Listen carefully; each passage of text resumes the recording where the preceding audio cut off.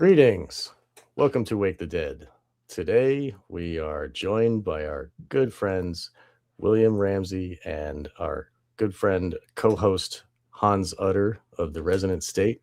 William is our special guest and he's bringing to us more Epstein Files. This is part 12 of Satanism Revealed in the Epstein Files. I guess that was the title I was using for. So this is part 12 here, and William very astutely recognized that this is a modern day Hellfire Club, and from the history we will learn how this relates and how deep this insight really goes. So thank you, William, for joining us, and thank you, Hans, as well. Welcome. Thanks for having me. Glad to be with you guys again. And awesome. The intro is right. Satanism in the Epstein Files works. It's a working title. And I will start off with one of the victims, somebody who I knew about from like 2019 or 2018. I was aware of her because I had read Virginia Giuffre, rest in peace, her biography from that time, not the one that's been out recently, came out in 2025.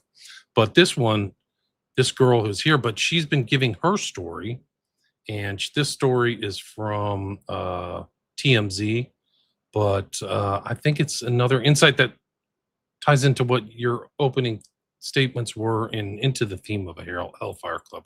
So I have a couple of videos to get started, and then my presentation is about the history of the original Hellfire Club, which was an elite club that took place in the 18th century in England, London, and involved a lot of the elite of that time, the wealthy elite. So I think there's a lot of parallels, similarities, analogies, analogous stuff. So, but listen to this. This video is incredible. It's just as incredible, I think, as the one where he's talking about looking into the mirror. Like I have a mirror at the end of his stuff with Bannon where they're talking about Lucifer. I think it's very important. But look at this is one of the women who was abused. So listen to this. Ghislaine's waiting for you upstairs in the bedroom and she wants to show you something. He immediately began brainwashing me. Had helicopters chase me, cars chasing me. Recently, I saw drones outside of my living room. I sincerely believe that this is what Jeffrey Epstein was truly doing here on this planet. He was bringing back hell on Earth. Hey guys, it's Jackson with TMZ here. So right in that one, this is their intro statement from TMZ. She mentions brainwashing, surveillance, which is like Eyes Wide Shut right after Bill Harford goes to the party, and then Jeffrey Epstein bringing hell on Earth. So I think that that's a really important tell. But watch this other video. This is another really crazy video. It's just really something else. And her story is much like, it rhymes with all these other stories. But this is really a tell here that talks about hellfire and the Satanism that Sean just mentioned. To read, and he immediately began brainwashing me. I wish I could find out in this interview. It's about 40 minutes. She never mentions the books, which I think is important because we've gone over those occult books on Tantra, right? And also his slave books too in earlier shows. So people can go check out those other episodes, guys. And he knew with me, the whole massage thing, give me a massage for $200 thing, would not have worked. I would have walked out of there. He used a different method to manipulate me. He knew that wouldn't have worked on me, so he used art, but I still ended up in that room. And things still happened to me against my will in that room. And there were a lot of other people who I just at this point call them co-conspirators who abused me along with him. He wasn't the only one in that room. A lot of strangers would just show up. I don't want to go into the details because I'll disassociate. There it is, this common theme of dissociation with the victim. So they're heavily traumatized. So I think he knew about traumatic mind control or trauma-based mind control because she's not the only one. There's other people who've used this term dissociation. And I want to stay in the present, so I don't like talking about the details. By giving me books to read, he indoctrined his ideology, and his ideology was a polygamous empire that he told me he was planning on building. Like it's, you know, in the beginning, I read the books. I thought it was just an idea. I was studying history books. You know, he kept talking about it, and most of our conversations revolved around this harem. And I know, like in other countries, they call it the harem, but here in America, he called it harem. That's why I pronounce it that way. He told me I was going to be a favorite, and I was going to be part of Babylon. So now referring back to the religious artwork that I made, and him telling me I was going to be a part of Babylon. At that age, I had no idea that Babylon is the most grotesque, disgusting, unholy place that is mentioned in scripture in the Bible, in the Old Testament and the New Testament. I sincerely believe that this is what Jeffrey Epstein was truly doing here on this planet. He was building or rebuilding Babylon. He was bringing back hell on earth. Because if you read the Bible, this ties back into the whole design of the temple, which he designed. Like the Epstein Files release this year revealed that he did want this Mameluke temple, this kind of temple from the Middle East, right? He wanted that design. And this is an interesting tie-in too, because she's an artist.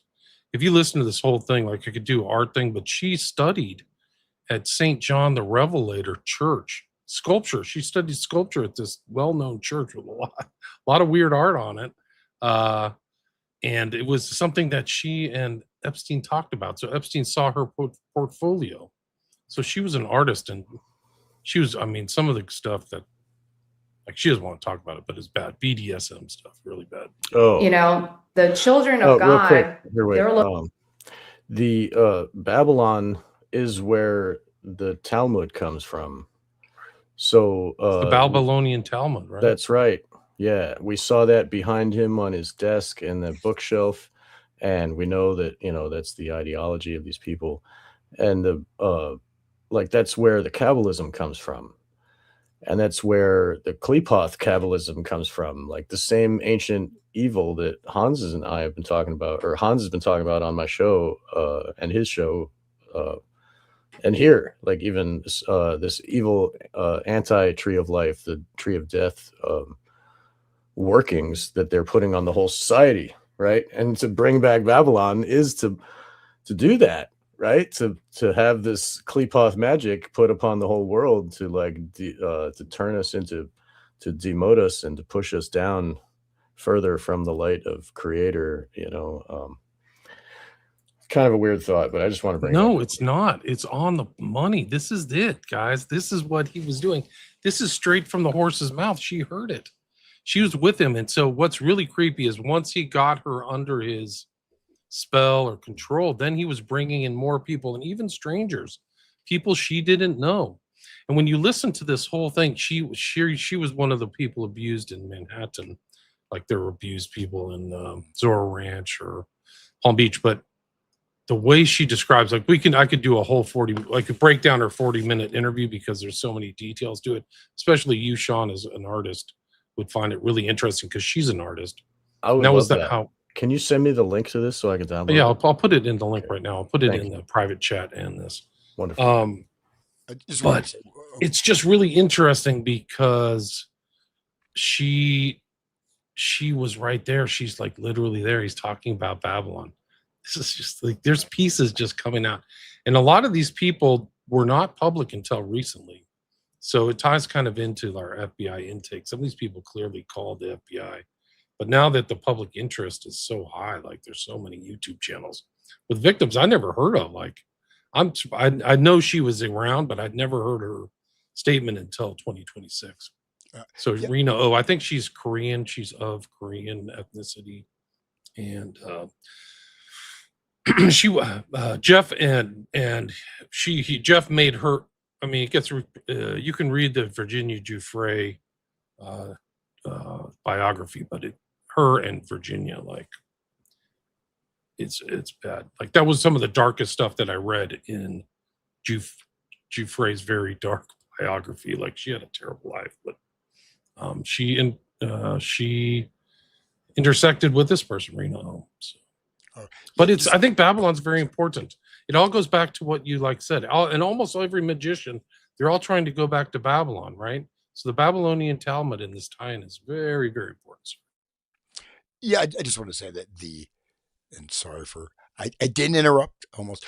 Is that I didn't. I have my little cat of nine tails. If I do it, Sean. No, but basically, there was an earlier Talmud. The thing is, during the time in Babylon, what you have is the incorporation of all of these ancient mystery religions, all these ancient mystery cults, these different deities. Astarte. Astarte is very important, right? You also have all of these types of magical practices being incorporated in the whole science of demonology coming from Babylon and basically being grafted into this potentially, oral, testament. So basically, this is where you see the shift and you see all of these practices enter into, whether mostly generally speaking, they're going to be secret. I mean, they're not necessarily for the average person in the street, but they are integrated. And all this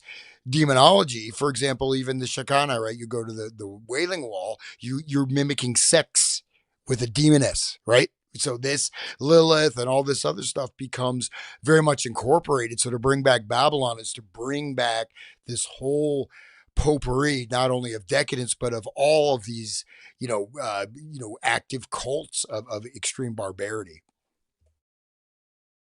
Like the Hellfire Club, right? It's the Babylon was where it was rich elites that were running society by just speaking it out. Like, this is the law now. They had total authority and they were just abracadabra making reality with their words. So the most corrupt evil people are the ones who are writing down the words in this Talmud, and they're saying, oh yeah, you can rip off all the Gentiles, and oh yeah, you can rape all the children, because their moral relativism is like, it's just a bunch of psychopaths arguing with each other on what what they should be allowed to do. So really it's kind of the same as what we have now. I mean, the government system now is, they're just creating it from their immoral perspective, and then when you look at their personal lives, you see they're all doing the Epstein stuff, and the Hellfire Club was doing it, and ancient Babylon was doing it, and like in the times of Noah or whatever, people eating flesh, and like flesh of each other, and total immoral debauchery. Like, I guess we read about this type of stuff in the Bible, right? All the new information verifies the earlier information. So this is like another piece of the puzzle, much like the mirror and the reference to either scrying or he's the devil or whatever. Somebody sent me something of Trump looking in the mirror and it's the goat, but you see that double meaning, double entendre, right? So it could be like he's the greatest of all time, or he's literally looking at a goat, which is not a good representation in the Bible. Or he's looking at a mirror of himself, and he's the goat that the Freemasons are riding in their ceremony. Like, he's just an animal beast that they are on top of, in control of, as they ride.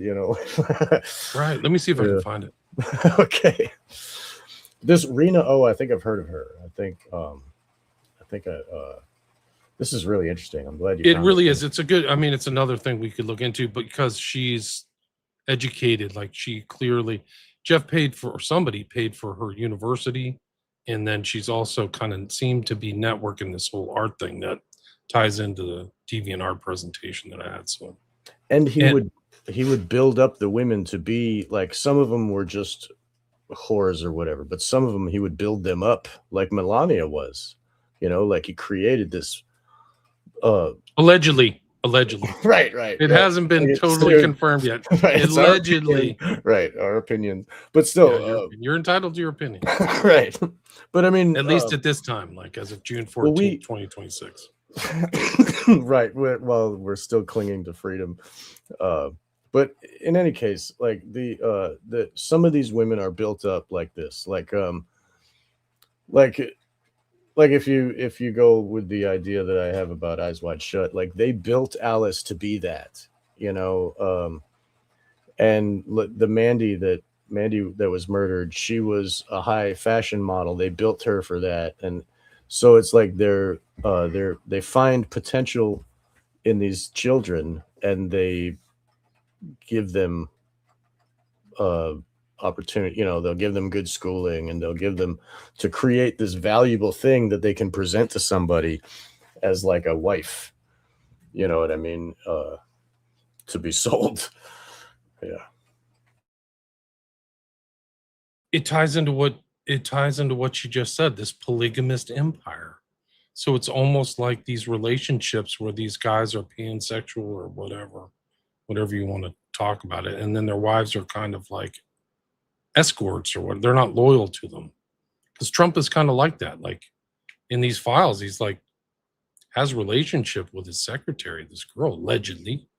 But here's the picture of Trump with the goat. People, let me know. This is from Don Jr. It's on his Instagram right now. You can literally go see it. But kind of you could take this in a couple ways.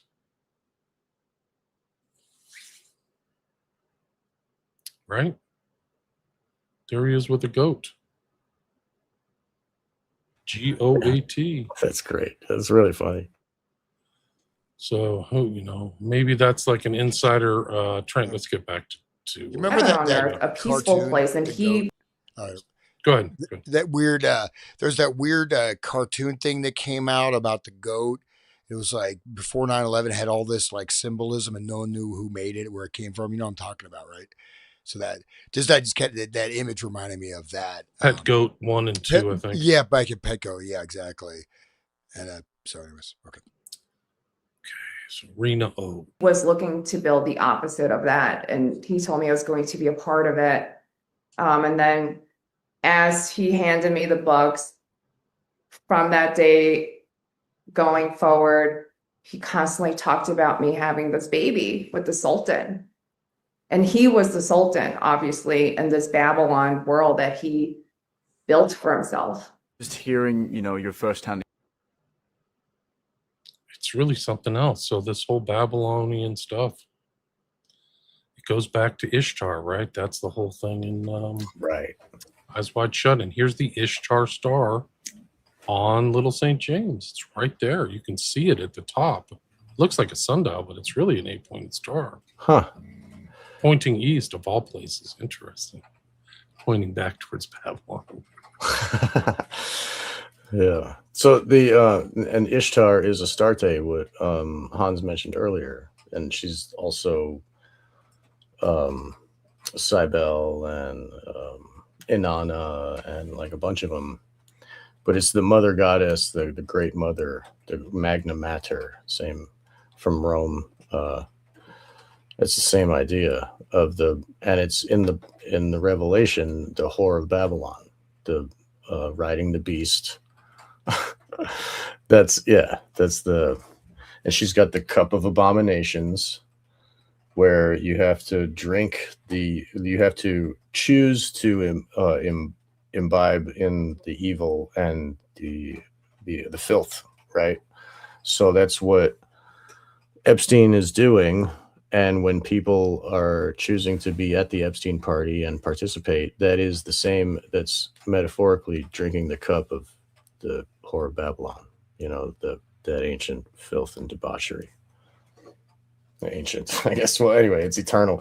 But anyway, the whore gives it to everybody. She's like, you know, if you want it, take it. Come drink the cup, you know, like, and then that's like entry into the Lilith levels of the Qliphoth tree. You know what I mean? Once you, like, when you swallow the drink, it's like it's a conscious act of acceptance, you know, and it's like giving your consent beyond words. It is a consent-based thing that's beyond just like a contract. You know what I mean? You're using your body to do the thing, and it changes the world around you. You know what I mean? Like it all of a sudden, the world inside of you has changed as well. Like it's the whole thing. It goes deep. Like when you think about it, like Jack drinking the drink at The Shining. You know what I mean? It's like he's signing the deal with the demons. So anyway, I'm going kind of off, but still, like it relates. The Ishtar Astarte. Sorry, guys.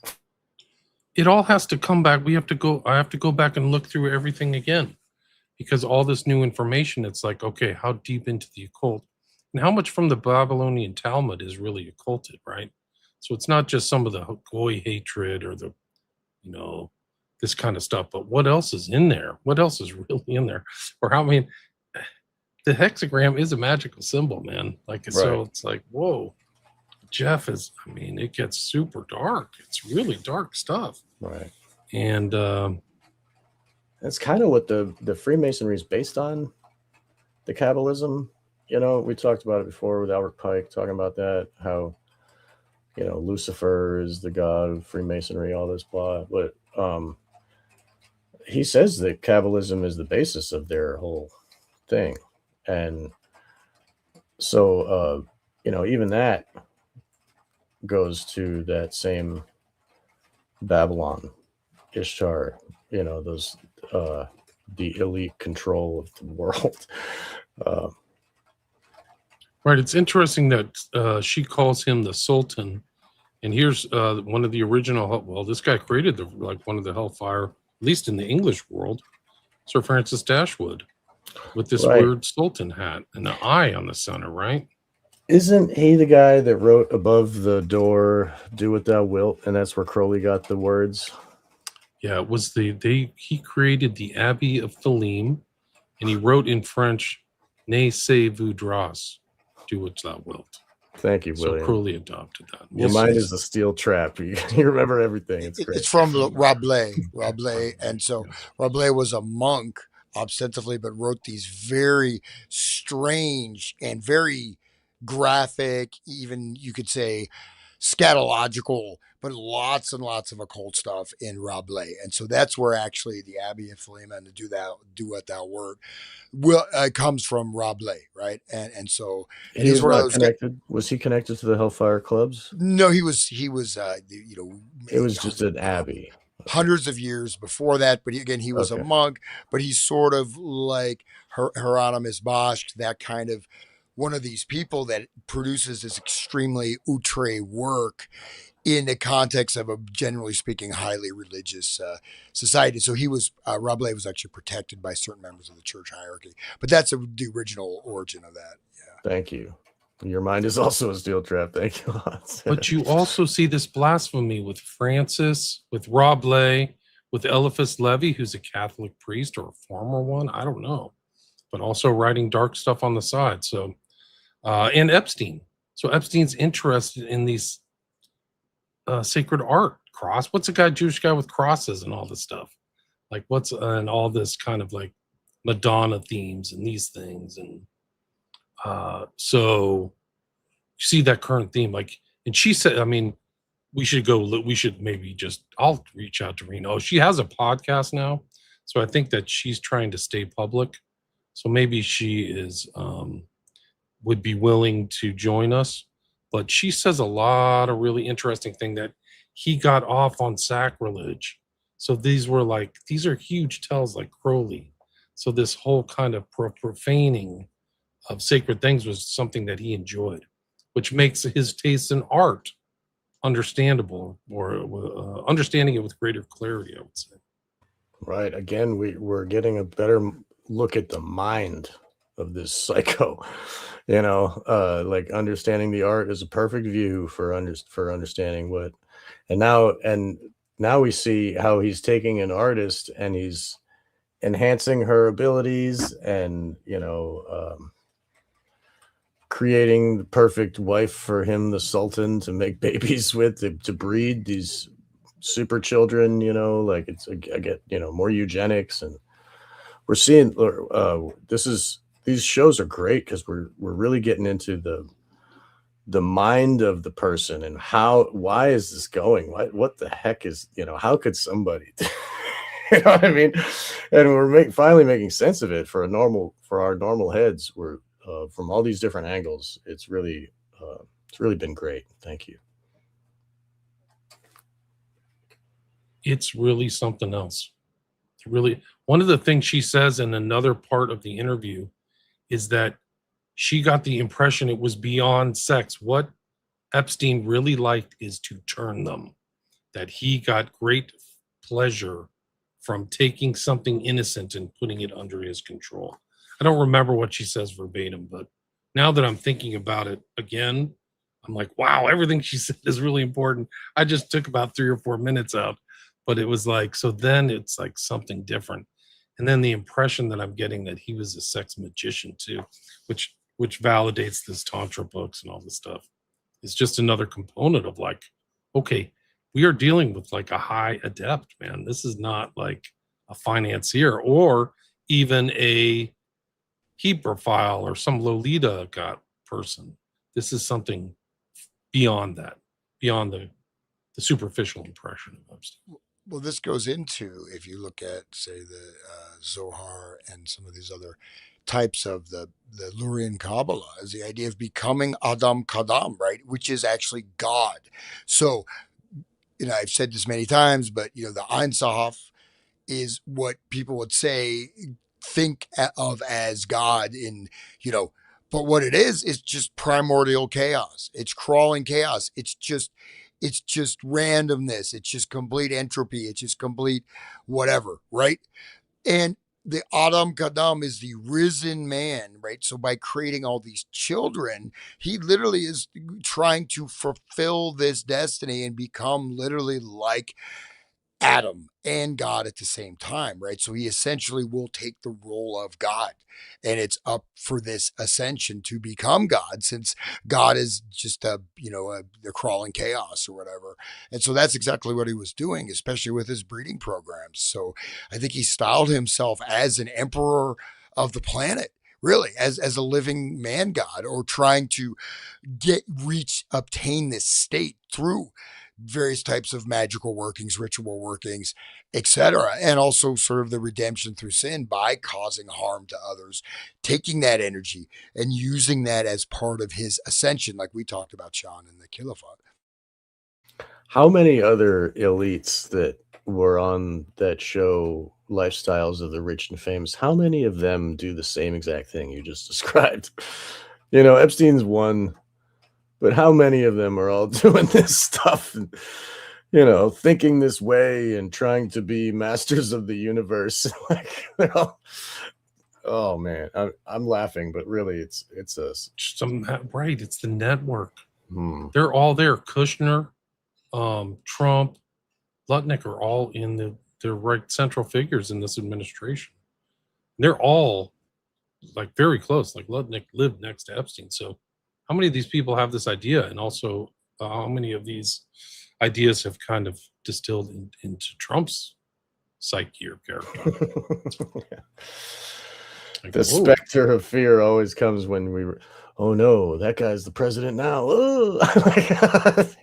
They're really good at putting these Luciferians into power. You're right. Whether it's Bush Jr., Obama, or Trump, or Hillary Clinton. Like, wow. It's just Nobody like, better to cover up the Epstein files than Trump himself. Like, you know what I mean? He's going to work to keep those files covered up. And all those guys that are in the Epstein files, they were like, let's make Trump the president, and that gives them that layer of protection. In Europe, people are getting fired, they're getting put in prison, but over here, nobody gets prosecuted, nobody even looks. They're just, what? Huh? It's just a bunch of podcasters like us just talking about it. Look at all the immorality. Oh my God, look how immoral and gross. And then the universe just keeps going, and the wheels of evil just keep churning away, and people, it's interesting you say that, because I don't know if you guys saw this, but the New York Times published a it's like a mini booklet. It's based on a book, but it's this: Inside the White House Freakout over the Epstein Files. And I've done a 3-part series about the anatomy of the cover-up. And the first 2 parts I did before this was published on the 10th. But it just shows you the massive cover-up, man. Like they're literally in the like a skiff. This White House Situation Room. You see that? So they're not like, hey, let's just go into the Roosevelt room and chill out. They're like literally in a war room trying to figure out what to do with these files on July 17th, right? 2025. And the stuff on Trump is not pretty, man. Like somebody from the inside had somebody leak this, and it's bad. But they were going to go on Rogan to try to like cover everything up with Vance. These guys' careers are over, man. Vance and Ruby and stuff. They're not going to get past all this. Let's hope so. Yeah, but the fact that they actually like did this. Ransom claims she knew a girl in Epstein sex trafficking named Jen. She said she had sex with Trump. So this is a new person. I don't know who this is. I could maybe it's in the files, but I haven't made the connection. She claimed that Jen told her that Trump had a predilection for nipples, and they'd aggressively flicked and sucked hers. Ransom wrote she had seen the evidence when she shared a bathroom with Jen. So this is like first-person evidence, like Rena O. This is the girl who said she was raped 3 times a day on the island, by the way, this Ransom girl. She's from South Africa. They looked incredibly painful as they were red and swollen, and I remember wincing when I looked at them, she wrote. Like, there's a lot of stuff in here. It's really dark. But, man, it's... anyway, this story's not going away. As all these girls come forward and tell their stories, too, you're getting different pieces of how big the network is. Right. And it's like it's not just a one location Hellfire Club. It's like multi-location, like a traveling carnival of brutality and rape. It's horrible. Just the moving Lolita Express, but it's all your worst nightmares. It's incredible. These drops, the Epstein Files Transparency Act, it's so important. Imagine what it's like unredacted. Right. They've got to be freaking horrible. It's got to be like a freaking carnage, like just brutal. You think that Massey's going to survive till the end of his term if he's going to read all those names that he said he was going to read? I don't know. They got rid of him, though. They all came together and got rid of him. And that was a sketchier election. The only sketchier election is one well-oiled machine just chopped him away. They're all gone. All the people. Boebert's next. So Mace, I think, lost her governor bid. Then Green left, and then Johnson's still fighting the COVID fight, though. He's still there. That's good. Did you ever see Green where she talked to Trump and she said she told Trump her son's life was threatened, and he said, "Good, she should be threatened." Wow. Have you seen that? No. Have you seen that? No. You seen that, Hans? You're muted. I haven't, but is it verified that, I mean, Epstein said, at least to my knowledge, he said Trump is the most evil man he's ever met in his life, and he's met many evil men. Like, I mean, how evil is he himself? And he thinks he's saying Trump is. He's saying that Trump is more evil than him, and we know how evil Epstein is. So that's I think he said there's nothing good about him. Okay, here we go, guys. This is her statement, guys. This is not me. This is literally somebody who is in Congress. Oh, let me bring that up. Sorry, I hit the wrong button.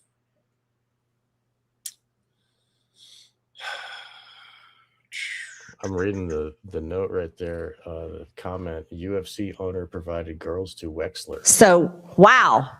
When we started talking about releasing the Epstein files, I'm like, this is a no-brainer. President Trump will just roll them out on a big cart himself.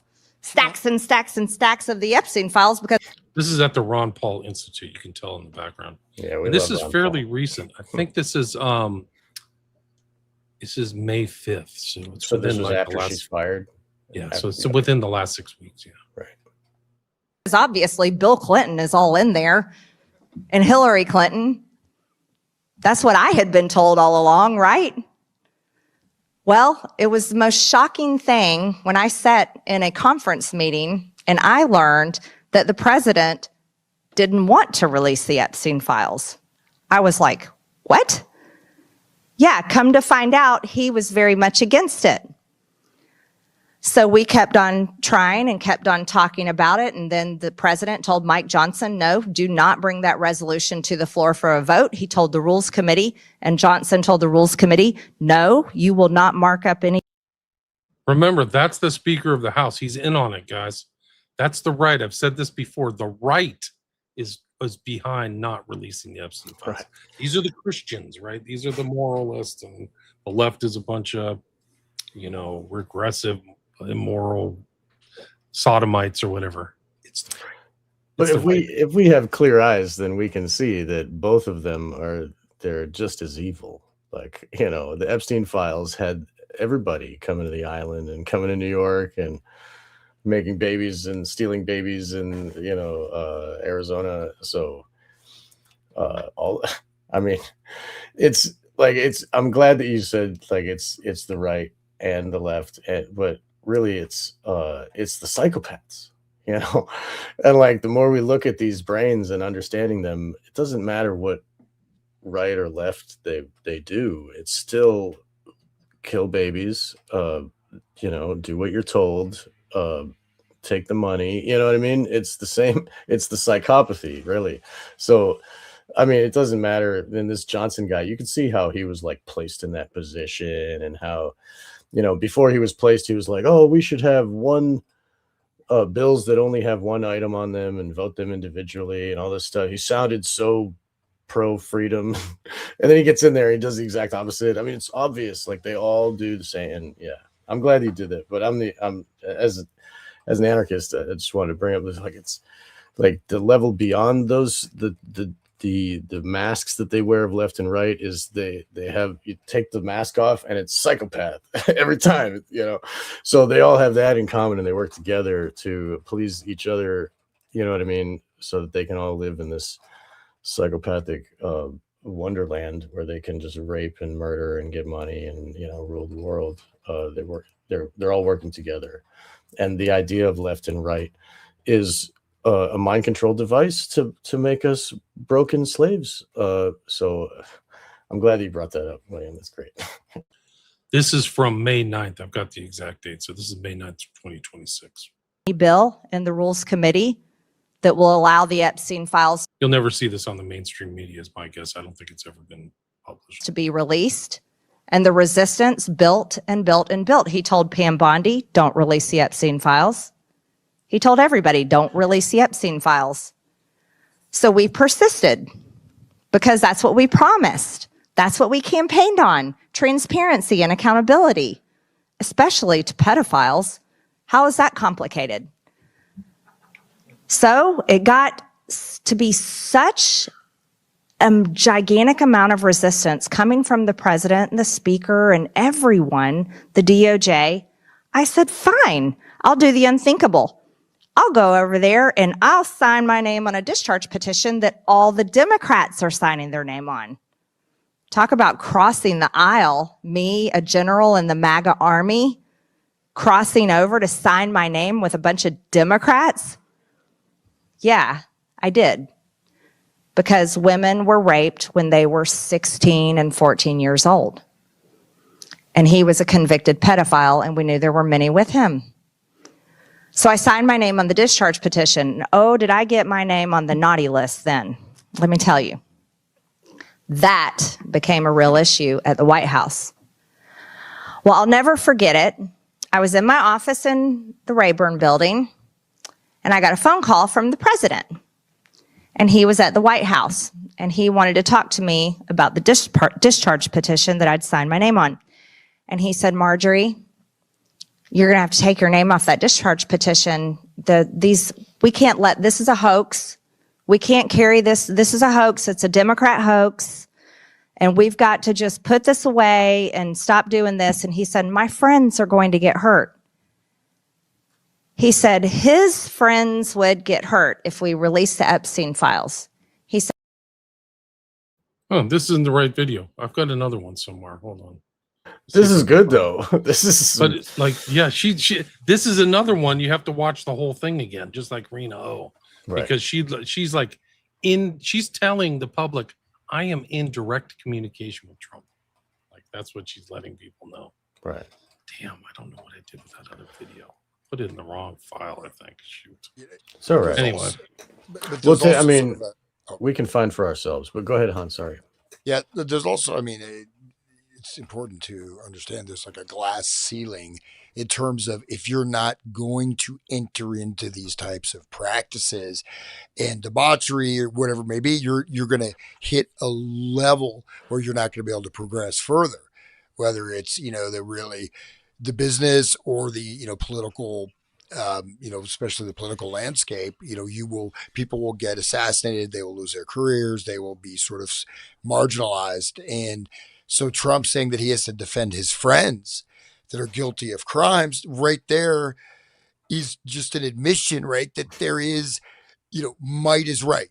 This is a full Nietzschean beyond good and evil paradigm that they live in. And basically, if they can do it, it's good, and that's it. If you try to stop them, then you're evil. That's basically their mentality. It's That's Satanism right there, dude. Right? Yeah. That's in the Satanic Bible. If anybody gets in your way of doing your will, then you're allowed to kill them.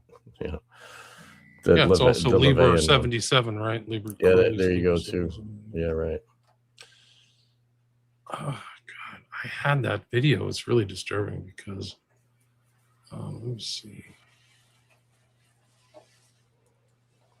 But if she wrote this, Donald Trump texted me that if my son gets killed, I deserve it because I was a traitor to him. I'd probably get put in jail if I released the text. That's our president. That's the man who says MAGA is everything he wants it to be. That's what she wrote. Unbelievable. And this, I mean, he's been working with mobsters his whole life. Like, that's how he talks to people. It's sick. And it's not even her. Like, they're not even threatening her. It's her kid. Like, who does that? Oh, God, it's so vile. I mean, evil. Who wants to hurt someone else's kids? I mean, besides total psychopath. It's like, I keep going back to it. But there's some of the first things, like when you're learning the red pill and you're understanding the psychopath is like one of the first steps, because really then everything makes sense. And that's why I'm so happy to go further into this Epstein stuff. And because it's not just, oh yeah, I know. We don't know, dude. Stuff you can't even imagine. Like, it's fucking uncovering. It's really like we can't imagine because we are not psychopaths, So we have to learn this stuff. It's kind of harsh, but I'm glad we're doing this. Yeah, but it all goes back. Like, these are elite, like, deviant behaviors. Like, you can go back. Right. This is Dashwood. They're into sacrilege. This is him. This is Dashwood with the chalice. You mentioned the chalice earlier. These are double meanings. What he's doing is doing a play on St. Francis of Assisi because his first name is Francis.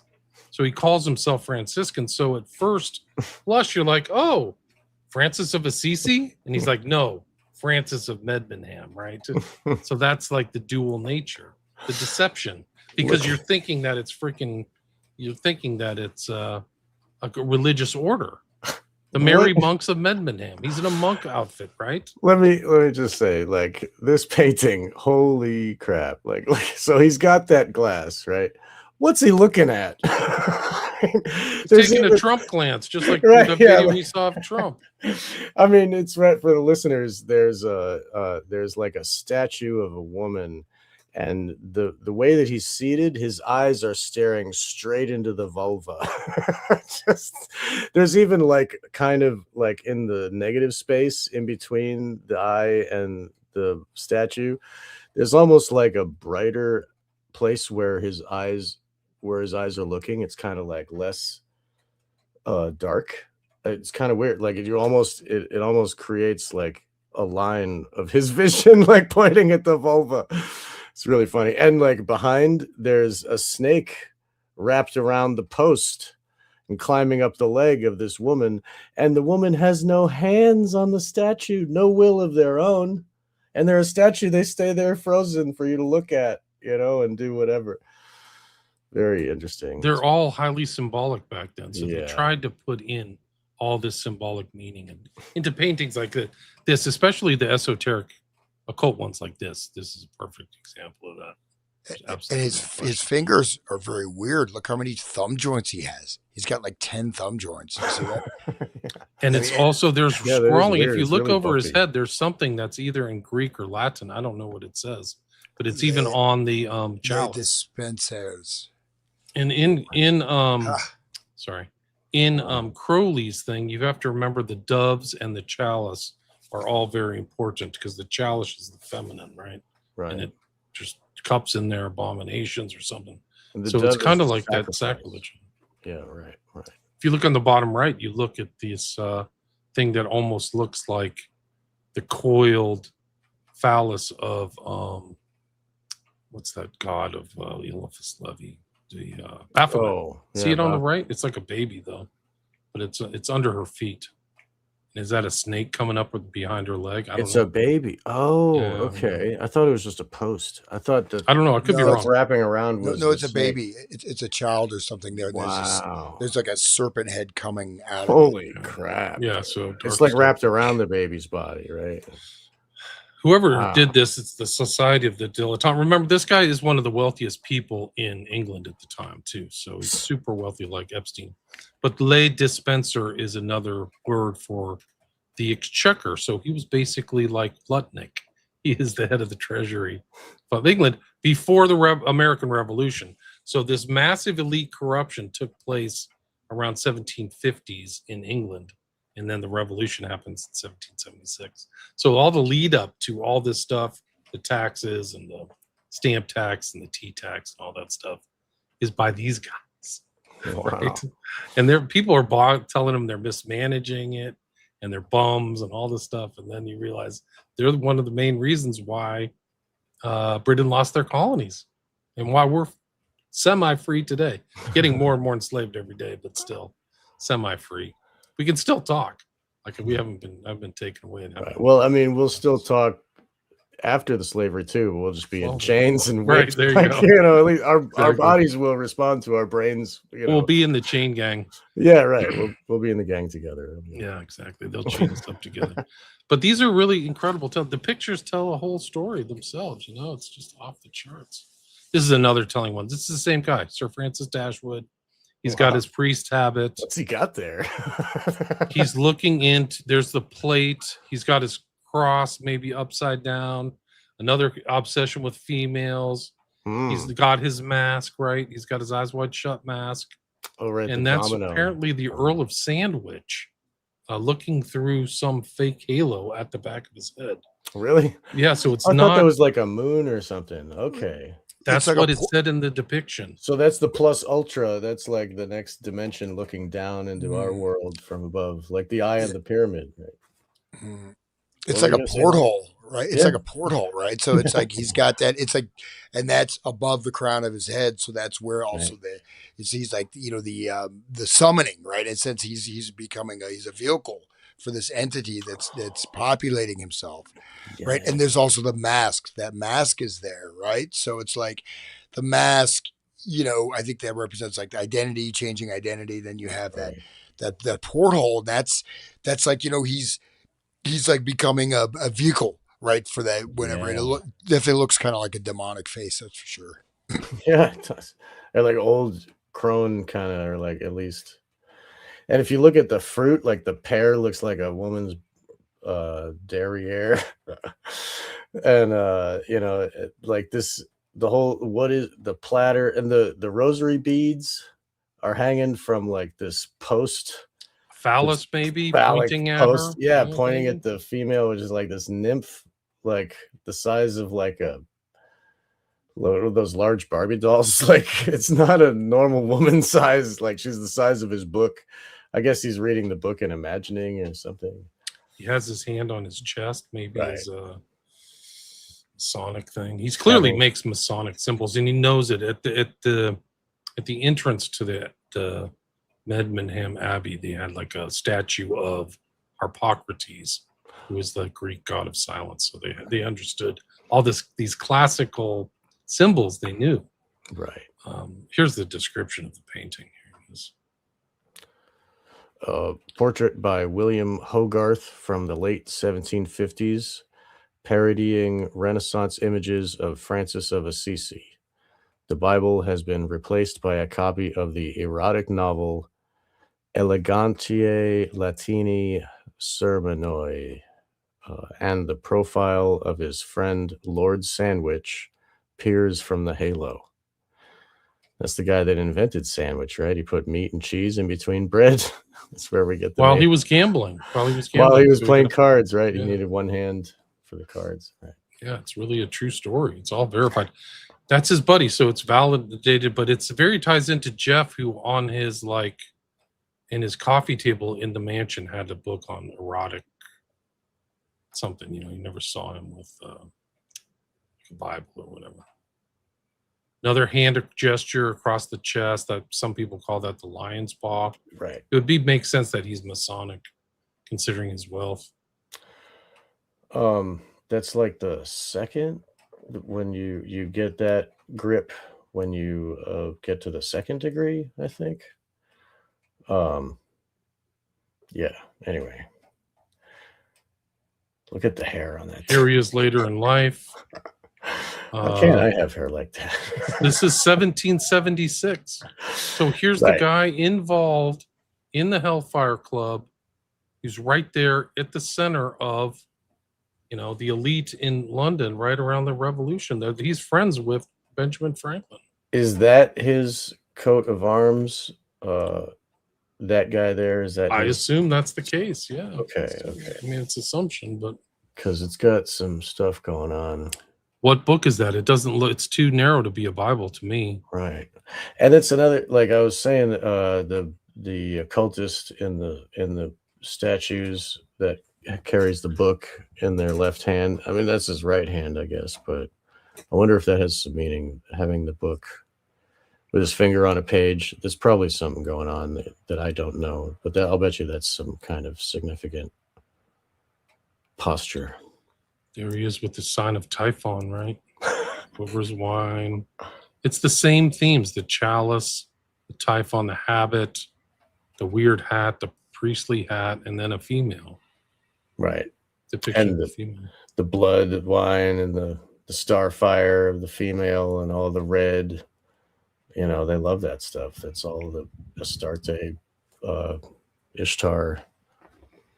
These are the other kind of people around him. I forgot which lord this was. This is a guy named Wilkes. This is John Wilkes Booth's ancestor. Wow. Like literally John Wilkes. Did they paint him cross-eyed on purpose? Yeah, no, he was cross-eyed. Okay, he's a legendary author and rake and wit. He was like a member of the Hellfire Club. They used to make fun of him for his cross-eyed stuff. Okay. And here's another member of the Hellfire Club. This is Butte. This is like close to the Prime Minister, another Hellfire Club member. I'm just showing these because they're all members of the I wonder elite. what that necklace is, the emblem on that, the pendant there. What is that? Man, I wish we had better resolution, because that will say something. You can go look up Butte on Wikipedia, because that's where I got this from. Remember when we did the Order of the Golden Fleece? I sure did. They had the fleece hanging from their necklace that was just like that. So like that emblem probably represents his order, whatever. If it not be Hellfire Club, then it's what his family comes from. Right, ties right back to Eyes Wide Shut, right? Right. Yeah, with the ermine cloak and all that crap. Yeah. This is John Wilkes Esquire. Hogarth, who did the painting of Dashwood, shows him with a demonic-looking wig, crossed eyes, 2 editions of his North Britain, so he's a writer, and he attacked all these people. And there's he was just a famous kind of rake and wit drunk. Wilkes before the court, so he was smart. There's this statue in London. There we go with the left hand. The member of Parliament. Yeah. So he's they're saying that he's a member of the occult. He has occult knowledge.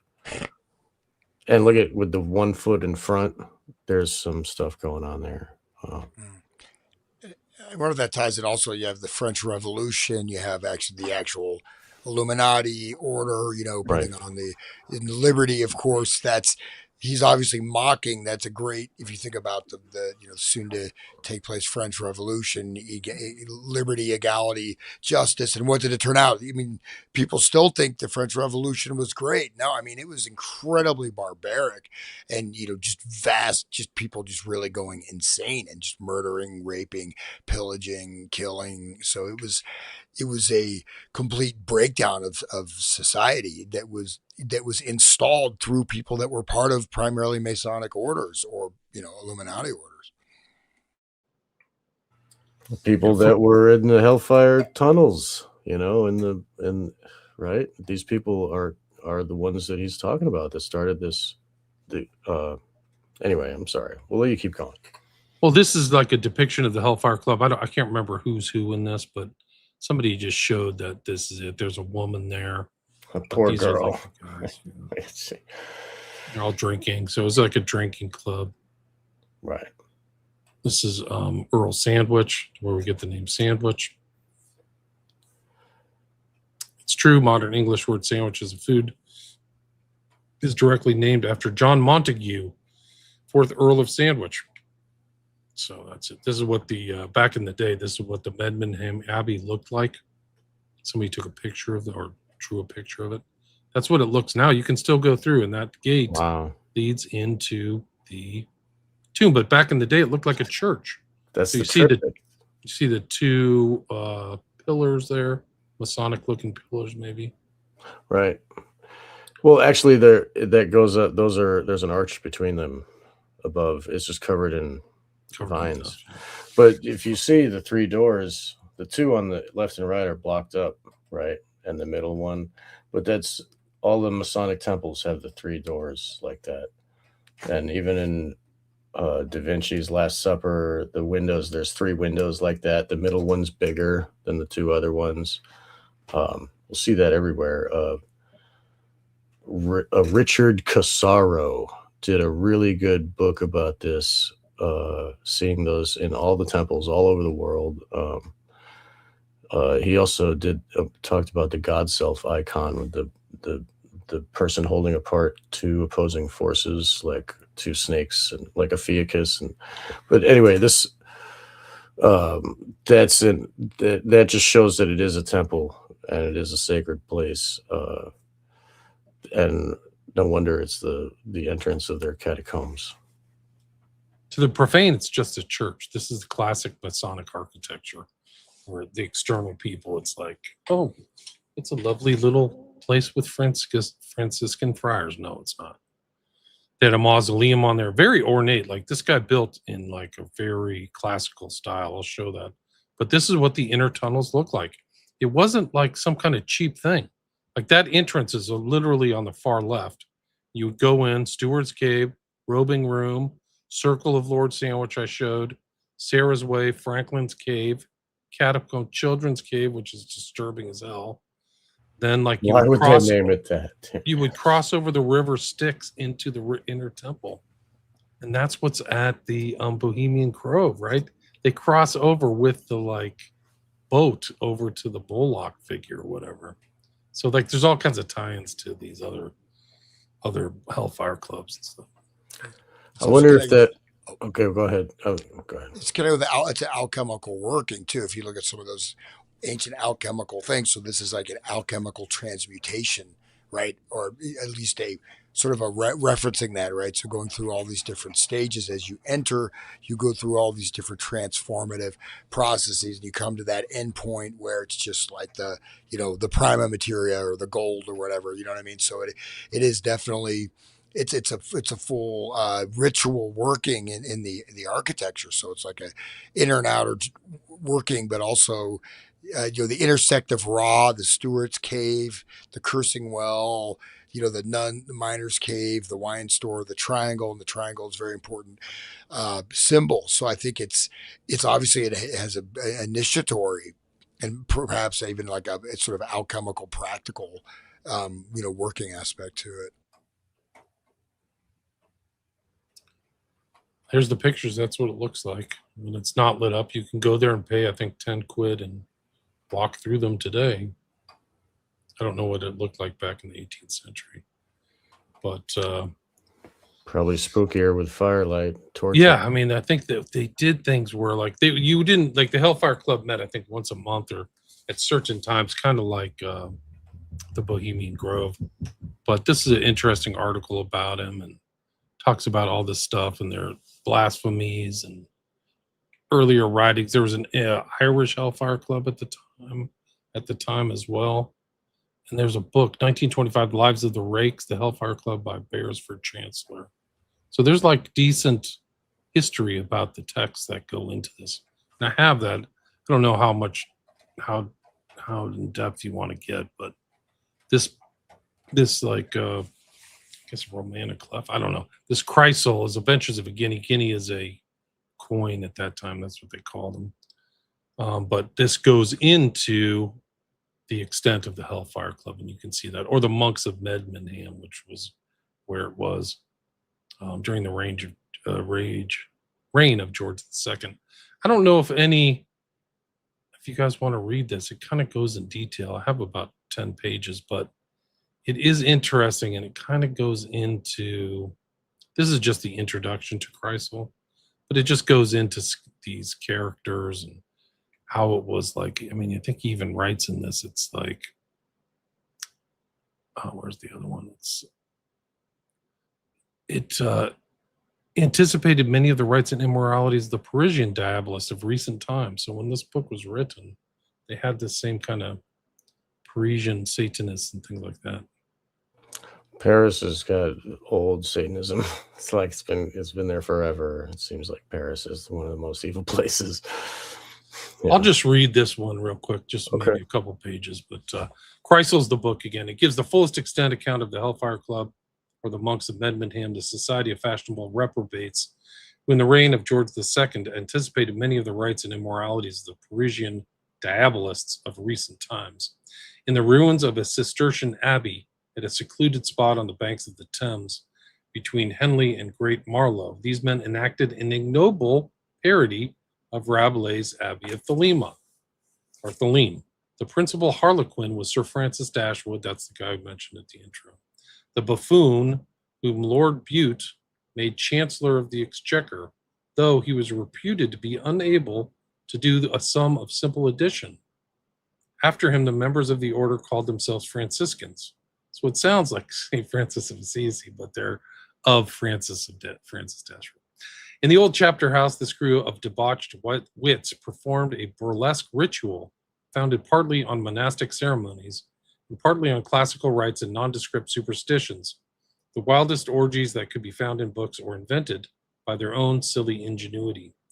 Besides Dashwood, the following were among the members: Wilkes and Churchill, George Bubb Doddington, immortalized by Browning as the most abject sycophant of his time, Robert Lloyd, a miserable poet who died in the Fleet, Thomas Potter, whose father, the Archbishop of Canterbury, that's a big title, disinherited him. So Thomas Potter got disinherited by his dad for his dissolute life. Paul Whitehead, the Taylor poet, Sir William Stanhope, Henry Lovabond Collins, Sir John Dashwood King, Lord March, afterwards the notorious Marquis of Queensberry, Sir Benjamin Bates, owner of Medmenham, the Earl of Sandwich, and Sir Francis Duffield. To be enrolled among this set of fashionable sinners was a distinction much sought after by a certain class of parasites. But there was an order within the order, consisting of 12 more abandoned profligates. To be elected to a seat in this sacred number was an honor courted by all. Chrysal describes a sitting of the blasphemous conclave at which Wilkes and Dashwood are rival candidates for election. Wilkes, being rejected, contrives to revenge himself on his competitor by introducing a baboon painted and dressed to represent the devil at the moment when Dashwood is engaged in offering a sacrifice to his infernal majesty. There is uproar and confusion, in the midst of which the animal, scared to death, jumps on the back of the startled neophyte, who thinks the demon he has been invoking has really answered his summons. Quote, "Spare me, gracious devil," said he. "Spare a wretch who never was sincerely your servant. I sinned only from vanity of being in the fashion. Thou knowest I never have been half so wicked as I pretended, never have been able to commit a thousandth of the part of the vices which I have boasted of. I'm but half a sinner. My conscience always flew in my face when I committed any crimes. My heart gave the lie to my tongue when I gloried in my vices, and I trembled at the damnation I affected to brave.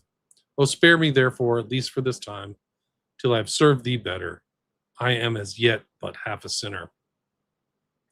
It is not necessary to suppose with some biographers that this is a verbatim report of the proceedings, but it is extremely likely that Wilkes played some practical joke on his aristocratic associates, which rankled in their minds when the profligate Sandwich took him hypocritically to task in the House of Lords for the alleged publication of that obscene parody, the essay on woman, really the work of Potter. So Potter's the son of the Archbishop of Canterbury who gets disinherited by his dad because he's a bum. What must have been the effect of such a caricature of Sandwich and his coadjutors at a time when the country was in a riot from end to end against the cabinet, a cabinet largely recruited from this gang? This like they're literally rioting and they're all bums and they're like in a Hellfire Club. It will, Brad. It's like the Trump administration. I'm not kidding. It's not an exaggeration. It will perhaps be a help to the reader to give some brief account of the more important actors in the story, especially of the members of the Hellfire Club, who not only cut a conspicuous figure in the following pages, but were prominent in the life of the time.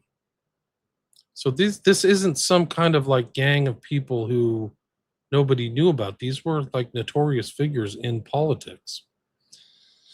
Do you want to take over, Sean? Or Yeah, I'll take over. Okay, the founder of Blasphemous Order. That's right. I see. Can you read it? Okay. Yeah, I can read it. Okay. The founder of the Blasphemous Order, Sir Francis Dashwood, was a young debauchee who, like the Earl of Sandwich and other libertines, loved to pose as a patron of the arts. He had been in Italy and was a member of the Society of Dilettanti, right? I guess the dilettantes in Italy. A good story is told of an exploit in the Sistine Chapel one Good Friday, when a service of atonement was being held. Extinguishing the lights, a priest gives the signal for the penitents to bare their shoulders and chastise themselves with a small scourge carried by each.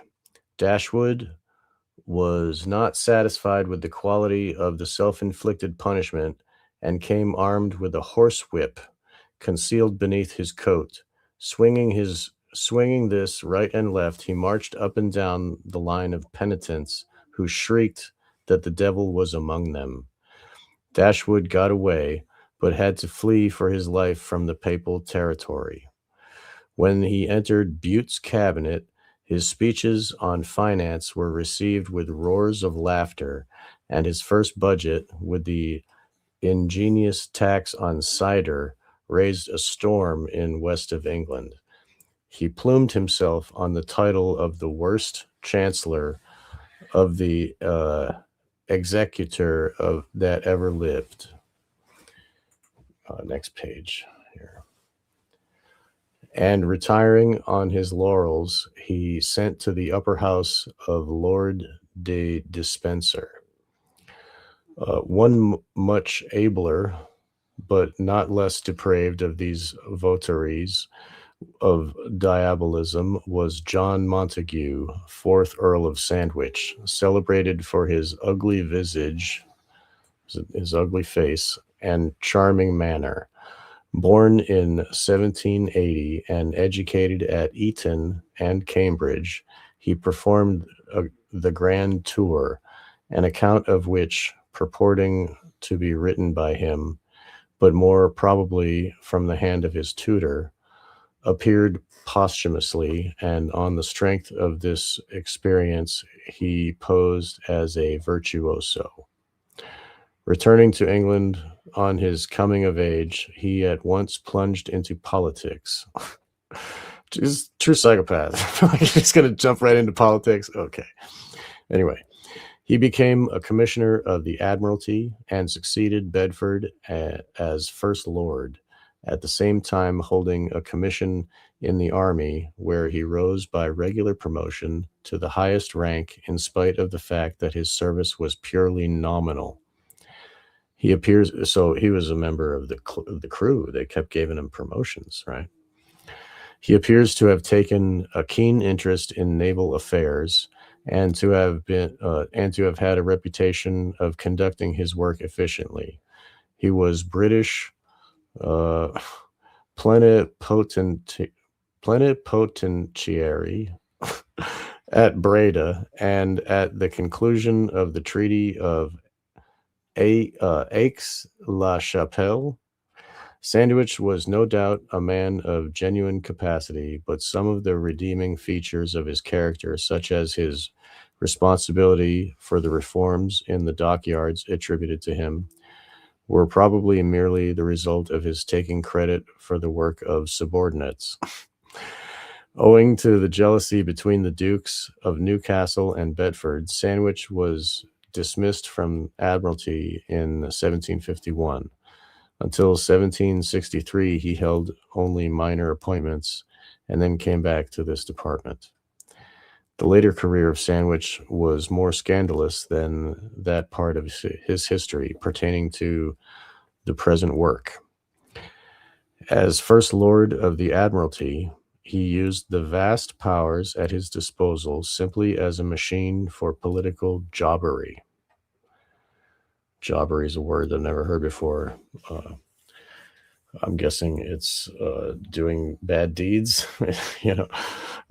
He was alleged to have sold appointments, to have embezzled funds, and sold government stores for his own benefit. The dockyards, at all events, fell into a shocking state under his administration, and the fleet grew rotten with neglect, so that many a ship was lost with all hands through the criminal mismanagement of those in office. Wow. The grosser charges have not been proved, but for the general maladministration, Sandwich was undoubtedly responsible. Keppel's failure in 1778 was rightly attributed to Sandwich, whose residence was attacked by the mob. A scandalous revelation that ensued as to his private conduct led to his final exit from the public life in 1782. He died 10 years later. Churchill attacked him fiercely in The Candidate, written when the Earls of Hardwicke and Sandwich were contending for the high stewardship of the University of Cambridge.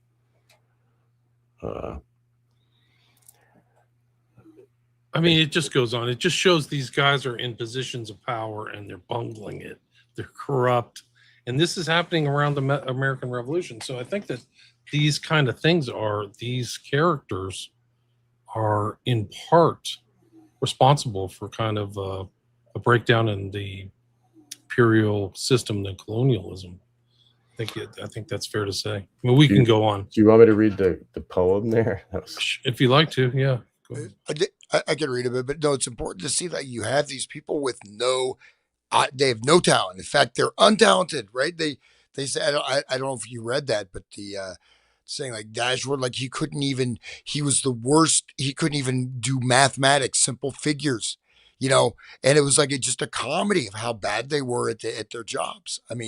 So this reminds me of something close to hand, doesn't it? Just a little. Yes. I can't think of what. I can't think Seems of what. so familiar. It resonates in our current state. Right. It resonates in our current state.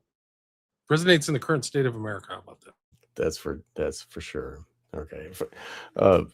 From his youth upward to the present day, when vices more than years have marked him gray, when riotous excess with wasteful hand shakes life's frail glass and hastes each ebbing sand, unmindful from what stock he drew his birth, untainted with one deed of real worth. Lothario, holding honor at no price, folly to folly added, vice to vice, wrought sin with greediness, and sought for shame with greater zeal than good men seek for fame. That's pretty good. That's a lot of these guys. Yeah, if Hans, if you want to read, go ahead. You can take over, scan down, or Okay, take it. There's sure. a lot of more slides. Okay, so the essay on woman is said by contemporary writers to have been addressed to this unvenerable Messinas. I can't read that word. At any rate, the assumed indignation of his indictment of Wilkes in the Lords for publishing this poem was Sandwich read with unextinguishable gusto to his peers in spite of continuous protest was characteristic of his shameless cynicism. Lord Chesterfield is said to have penned the following character sketch of Sandwich. The art of robbing vice of its disgust and throwing it around the mantle of convivial pleasure, belongs in a very peculiar manner to this nobleman. I understand that from his youth to the present time, he has proceeded in one uniform, unblushing course of debauchery and dissipation. His conversation is chiefly tinctured with unchaste expressions and indecent allusions. And some have assured me that if these were to be admitted by him, much of his wit, or at least much of what is called his wit, would be lost. The most talented, and if crystals to be taken on trust, one of the most vilest of the Medmehem friars was Henry Fox, the founder of the Holland family, born in 1705, son of Sir Henry Fox, an old cavalier, and younger brother of a respected gentleman, Stephen Fox, First Lord Ilchester. He squandered his fortune in gambling and extravagances soon after attaining his majority, and then took refuge on the continent. Whereas Crystal relates he reestablished his finances by becoming the favorite of a rich old woman. He returned to England in 1735 and entered Parliament, distinguishing himself at once by his brilliant powers of debate. He became a faithful adherent of Sir Roger Walpole, who rewarded him with a lucrative appointment, and under Pelham he was made a cabinet minister. He came into conflict with Pitt in repelling the latter's attack on the Duke of Cumberland, for he remained a staunch servant of both Cumberland and his former patron Walpole. Though he entered Newcastle administration in 1754, Fox was anointed having no hand in the distribution of the secret. Go to the next page. Secret Service money, and reconciled for the time with Pitt, joined him in sarcastic criticism of Sir Thomas Robinson. This is more just kind of general, but I'm just going to kind of skim. That's Shows that these guys, there's a lot of these guys. They back then the media was writing, so they were always writing pamphlets or books, and things like that. Maybe you can read about Thomas Potter. He seems like a real bump. Can you see Thomas Potter there? Yeah. Thomas Potter, the vicious son of the Dr. Potter who became primate of England, is stated to have been Wilkes' tutor in fashionable dissipation and to have been the principal cause of his ruin. Though a man of Wilkes' strength of mind must have wanted only occasion to be as great a sinner as any of his contemporaries. Potter, Sandwich, and Dashwood were friends of Wilkes at the time when he was living with his wife, a wealthy woman 10 years his senior, whose money he ran through and whom he drove to protect herself by a deed of separation. Dashwood enrolled him among the Medmehem fraternity, where his high spirits, as already related, led him, at least on one occasion, to make his brethren look exceedingly foolish.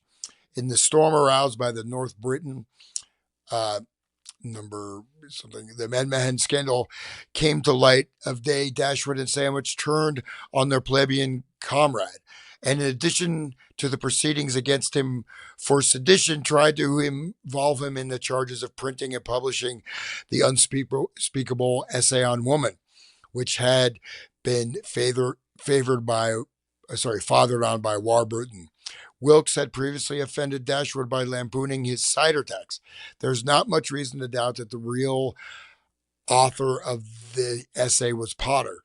The question was very fully dealt with by C.W. Dilk in Notes and Queries, second series, volumes 4, 1, and 2, and 41 to 3. Potter figures in Hogarth's selection print as the handsome candidate. He was reputed to be on too intimate terms with the wife of Warburton and to be the father of her son.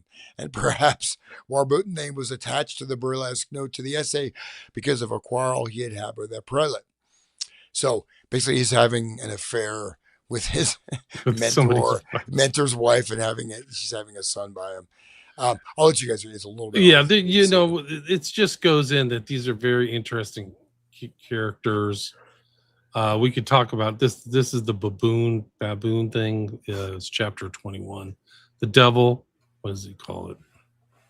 The devil is degraded to a baboon in his appearance, well accounted for, which restores the mirth and courage of the company, and particularly of Chrysal's master, who exerts himself to recover his character. The appearance of the bedeviled baboon is traced next day to his introducer, who at the instance of Chrysal's master is expelled. Chrysal is the guinea, it's the coin, for presuming to ridicule their rights, make the superior break up the monastery and build a church. So there's just a lot. I mean, the language is very turgid or whatever. I don't know what you call it. But there's other clubs going on at that time. Beefsteak Club, or the Sublime Society of Beefsteaks, was a famous 18th and 19th century dining society. So these are things, and there's all the same characters: Hogarth, Earl of Sandwich, Wilkes, Charles Churchill, who's not related to Winston Churchill, because I looked it up. And this is about Benjamin Franklin and Dashwood. That's the guy with, all the pictures were taken of him. They had a genuine personal friendship in the 1760s and 1770s. If you remember, they did some archaeological dig on Benjamin Franklin's house in England, and he had bodies underneath there. Who knows why? I think it was 7 women. Skeletons. Yeah, skeletons. It might have been more than that. Maybe it was 12 or something. It was one of those numbers. The correspondence between Franklin and Dashwood began around 1762. So it was after, I guess, the Hellfire Club was wrapped up or something like that. Franklin visited Dashwood's estate at West Wycombe Park multiple times in the early 1770s and spoke warmly of the experience.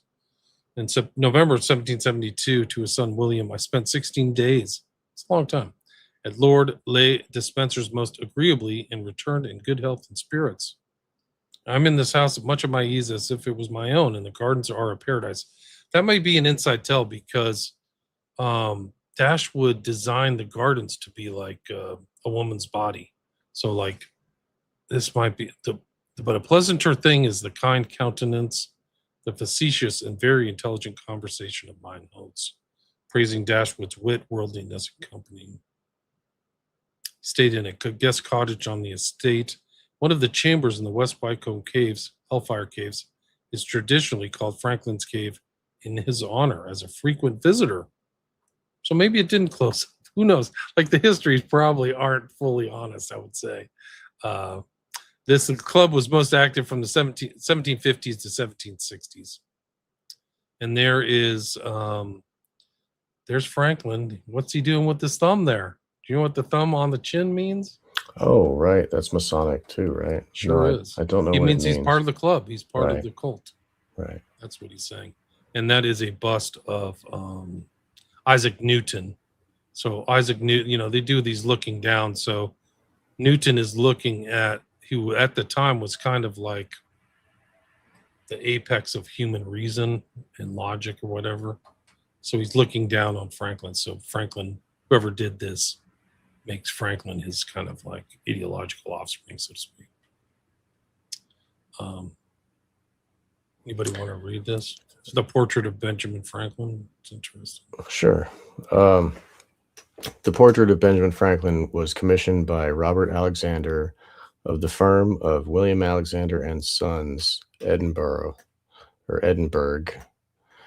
The impressive beribboned document held by Franklin in the portrait is not a treaty or an act of parliament, but one of Alexander's deeds.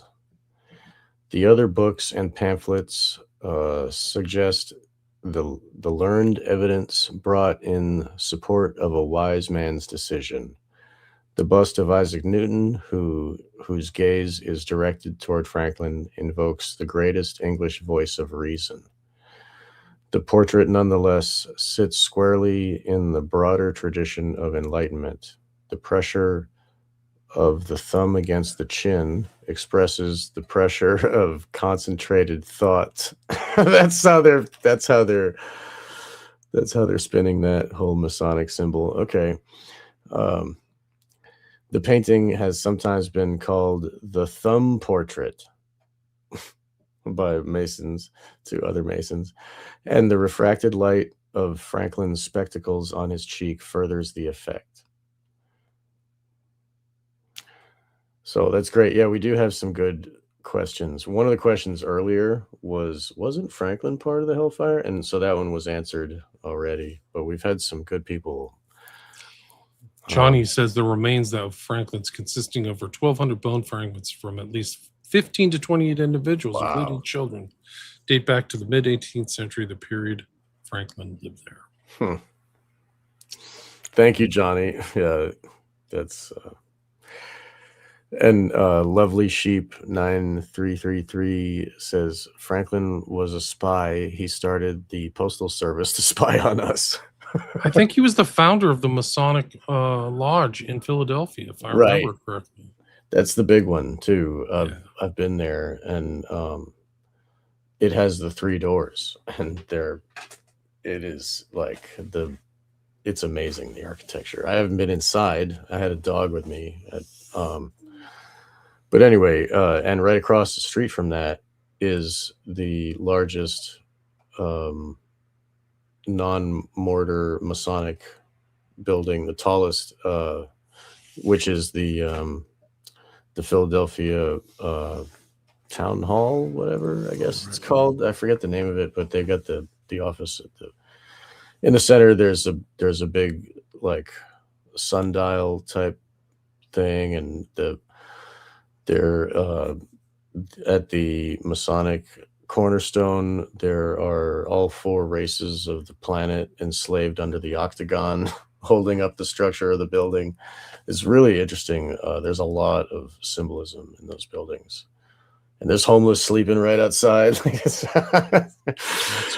pretty bad. Philly's pretty bad, but still, I think that's like one of the biggest Masonic in all of America. It's the most important lodge. Anyway, makes perfect sense. Here's like something from the grotto of the West Wycombe Park. You have those 2 doorways like you were talking about, the portal in the middle, the caryatids holding up the temple, some guy making the sign of Hermes or whatever. You see that in tarot cards and stuff. And he's got that thing in his hand. I forgot what it is. That's a womb. That's a vagina, right? It's a door of life that we all come, as it says. The door of life. We all come into the world, and what some idle wits have called the same entrance. We all come into the world, but it says he mentions also that Lord Bute had encouraged Dashwood to erect a Pompeian column, a reference to the Temple of Venus at Paphos on Cyprus in front of the entrance. There are in these gardens no busts of Socrates, Emanapodes, or Hempen, a reference to the Temple of Ancient Virtue and the Temple of British Worthies at Stowe. But there's a most indecent statue of the unnatural satyr, the satyr with a goat in the King of Naples collection. So there's a satyr, there's a goat, and it's pretty clear there. That's Pan. Pan is the satyr. Pan, right? The great god Pan. You've got, But a temple I've mentioned are 2 urns sacred to the Ephesian matron and to Potiphar's wife, with the inscriptions Matrone Ephesiae Ceneres Domine Potiphar Ceneres. Who's Potiphar? I forgot who Potiphar was. He's in the Bible somewhere. I forgot what he was. This is a really interesting article, but it goes into detail about Dashwood's life and the grand tour and how they lived back then. Because Dashwood had the money to go to Europe and go to Rome and all these other places. And so he brought all this stuff back. But there's very parallels between him as a patron of the arts and Epstein. There's just absolutely no question about it. So that stuff. I mean, this is just another article. It's really interesting. Traveling like Different clubs, dilettanti. The same as Epstein. It's the same. Yeah, and his humor is the same, like gross sexual, like owning of people type of thing. He wasn't high-minded, Epstein, and he wasn't a mathematician, but he was still like teaching them math class, Anyway, Dashwood's a member of multiple secret societies or societies: Society of Dilettanti, Society of Antiquaries, Royal Society, Lincoln Club, the Egyptian Society, the Divan Club or Diamond, the Society for the Encouragement of Arts, Manufactures and Commerce, later the Royal Society of Arts, and the Monks of Medmenham Abbey. And it's weird. So it's like the Abbey of Thelema and the Abbey and this weird, like in LA, like one of the big like kinked out bars with dancers and go-go dancers is called the Abbey. I always thought it was weird. Like it's in the West Hollywood part. LA has a bunch of Babylonian stuff too in their architecture, right? It's another story in itself. I mean, right. Stuff. Like there's big, like back in the day, those kind of like the Society of Jesters and these other things, they had huge, nice buildings. Like they spent money on classical architecture. There's a good article I found, Life and Times of the Hellfire Club. That kind of is an overview. But it has some of the pictures and some of the architecture. And then this is the doctrine. This is one of my earliest articles. But it just shows Harpocrates. Like I wrote this a long time ago, but it's really just about the motto Fais, Se, Que, Voudras, or do what thou wilt, was placed above a doorway in stained glass. So it was there. Like, this is old. But it also just shows the theme of all this other stuff. Didn't the do what thou wilt come from Hazis, what the fuck? Sabah, the guy, the assassin. I don't know. I thought it was nothing is true, everything is permitted. Yeah, but it was like it kind of morphed into like with the telephone game into this do what thou wilt. I think there was some kind of lineage. I think I remember learning that. I think it just may be a similar sentiment because nothing is real. Basically, it was the son of Hassani Sabah, and so he actually ended up being assassinated because he broke the he basically said time is ended. So there's no more time. There's no more religious law. And so he broke, I think it was Eid, the holy fast, and he just started drinking wine and just basically partying and said, nothing is real. Everything is permitted because time is ended. So the time, this is the end. Like Kiamat means the day of resurrection. So he actually believed that the time itself had ended. And they were in this. And so now there's no more law, no morality, right? And there's nothing is real. In fact, nothing even exists anymore. So, but he lasted just a few years, and he got a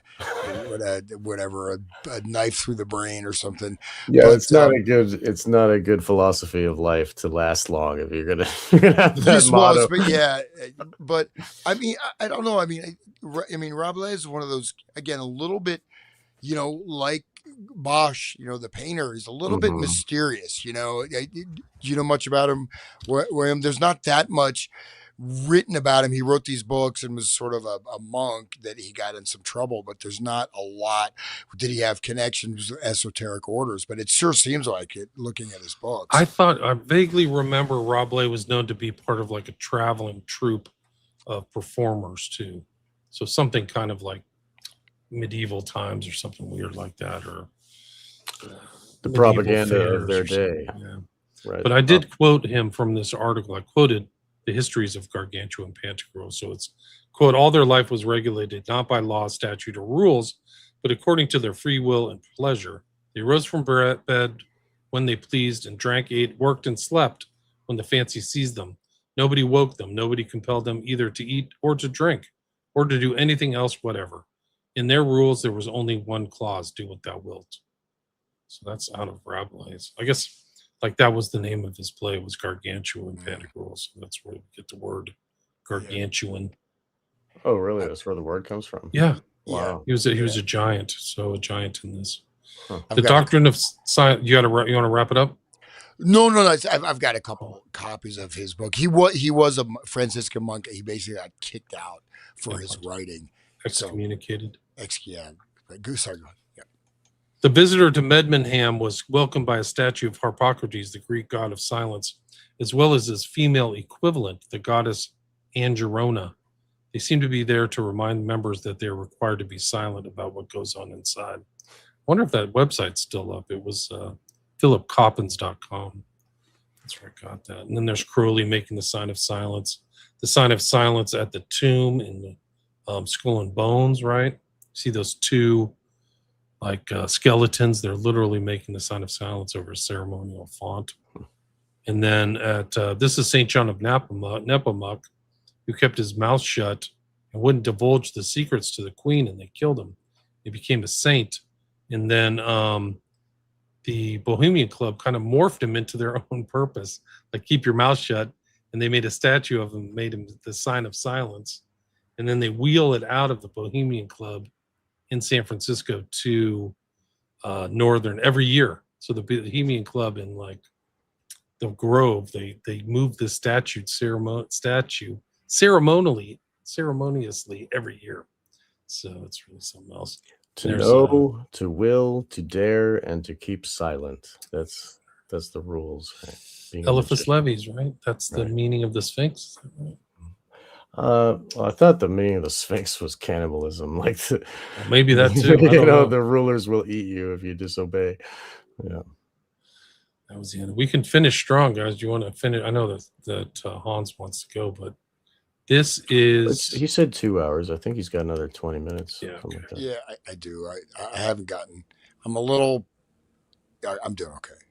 I've been better, but well, we can work around your schedule, but we can finish strong. If you're talking about cannibalism and stuff like that, this is a remarkable posting on 4chan. They're mostly crap, but this is like from 2020, and it's called Story Time with the Dead Man. Can you guys read these? You just want to read these paragraphs that pop up. There's like a number of paragraphs from the same guy, and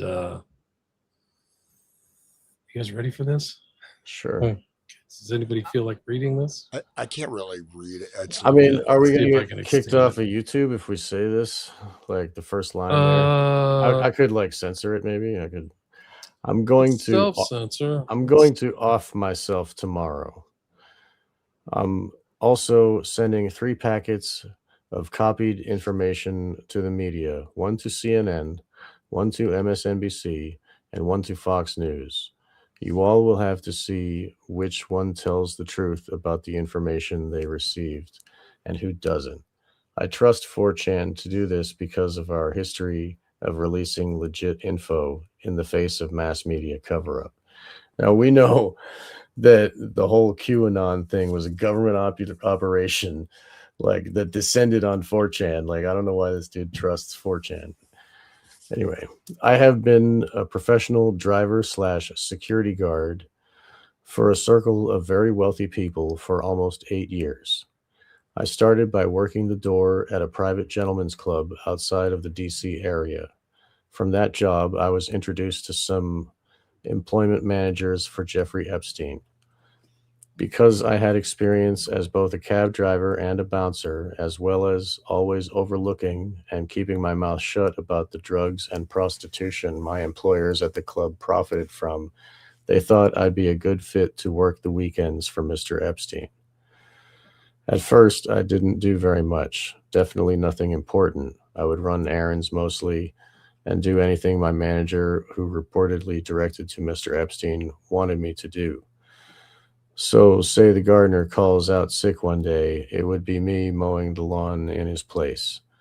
I was sort of a floating general helper. Inevitably, I ran into Mr. Epstein now and then. and he was always very personable, enthusiastic. I had heard about his original court case and the rumors and everything, but just meeting this guy made me feel like it was all a lie because he seemed so kind and genuine. I thought he really was just this hotshot money man, like a Bruce Wayne or Tony Stark kind of figure. And I think ultimately that's how he wanted us all to see him. His God complex was, to say the least, very developed. Right. That's exactly what you said earlier about his God complex, right? Or Right. like he was moving towards God. Okay. Then go to eventually I was trusted Okay. with bigger jobs. Eventually, I was trusted with bigger jobs. I think I got a good reputation because I cleaned one of Mr. Epstein's bedrooms one day. There was, to my dismay, a mixture of shit. There's a mixture of shit and cum on the bed sheets. Sorry, YouTube. I dealt with it professionally, and I didn't say anything. I knew by then that someone is always watching. There are cameras in almost every single room, save Mr. Epstein's private office uh, and regular bedroom. He had several bedrooms. That one was his favorite, I guess, his main room. I never mentioned it to anyone, but I still got a thank you from my manager for being discreet. One day, I was asked to go pick up a masseuse from a bus station. I didn't ask her age. I knew better, but she couldn't have been older than 16. I got a really bad feeling in my stomach because at this point, denying Mr. Epstein's tastes would be borderline irrational. I did my job, though. I took her to his house, and a few hours later, I took her back to the bus stop. She was crying, and I didn't talk to her about it. A few weeks later, I did it again. Now the manager tells me that Mr. Epstein would like me to take over all of his various pickups and drop offs. They called it cutie duty, effing barf in parentheses. But it was more than just girls. I would pick up drugs and other assorted packages, most of which I had no idea the contents, but as far as I was concerned, the less I knew, the better. I was getting paid very well for the amount of work I was doing. In a given day, I spent 3, maybe 4 hours doing anything that could be considered work. The rest of the time, I either sat in my car browsing 4chan on my phone or inside pretending like I was rich and this was my house. For this, I was being paid $75,000 a year, more than I'd ever even hoped to make my whole life. When I took over doing most of the driving, it went up to 115,000. Every time my job became more illegal, the money would get better. That's his tactic. He knows what people will do just about anything for the right price. Right. Like so it has the ring of truth, like the right price, running drugs. There's a 5-year drug investigation into Epstein, guys. So, I wonder if that'll go nowhere too, right? this is 2020. This is before the Epstein Files. This is before a lot of stuff came out. Right. I just want people to know, I guess, call it a public confession because I'm guilty. I guess I don't care that much because I'm going to be dead. I've done things I can't forgive myself for, and I think they'll have me killed anyway. I'm going to do it on my terms. Anyway, Mr. Epstein is very shrewd. He pays you a lot, but not enough for the stuff you have to do. And he tries to find the absolute least amount he can pay you to keep doing it. For me, disgracefully, that was around 150K. I stayed on cutie duty for about 4 months. Then Epstein took a trip abroad and he loaned me out to other family, the Romneys. Man, You don't have to continue to read those this. Mormons are corrupt. No, but I mean, I can keep going. I just want to take a drink. Well, yeah, I mean, this may not be true. Who knows? But this is what somebody. Wait till it gets. I mean, we can save it for the next week. This is great. I mean, Okay. if Hans can hang.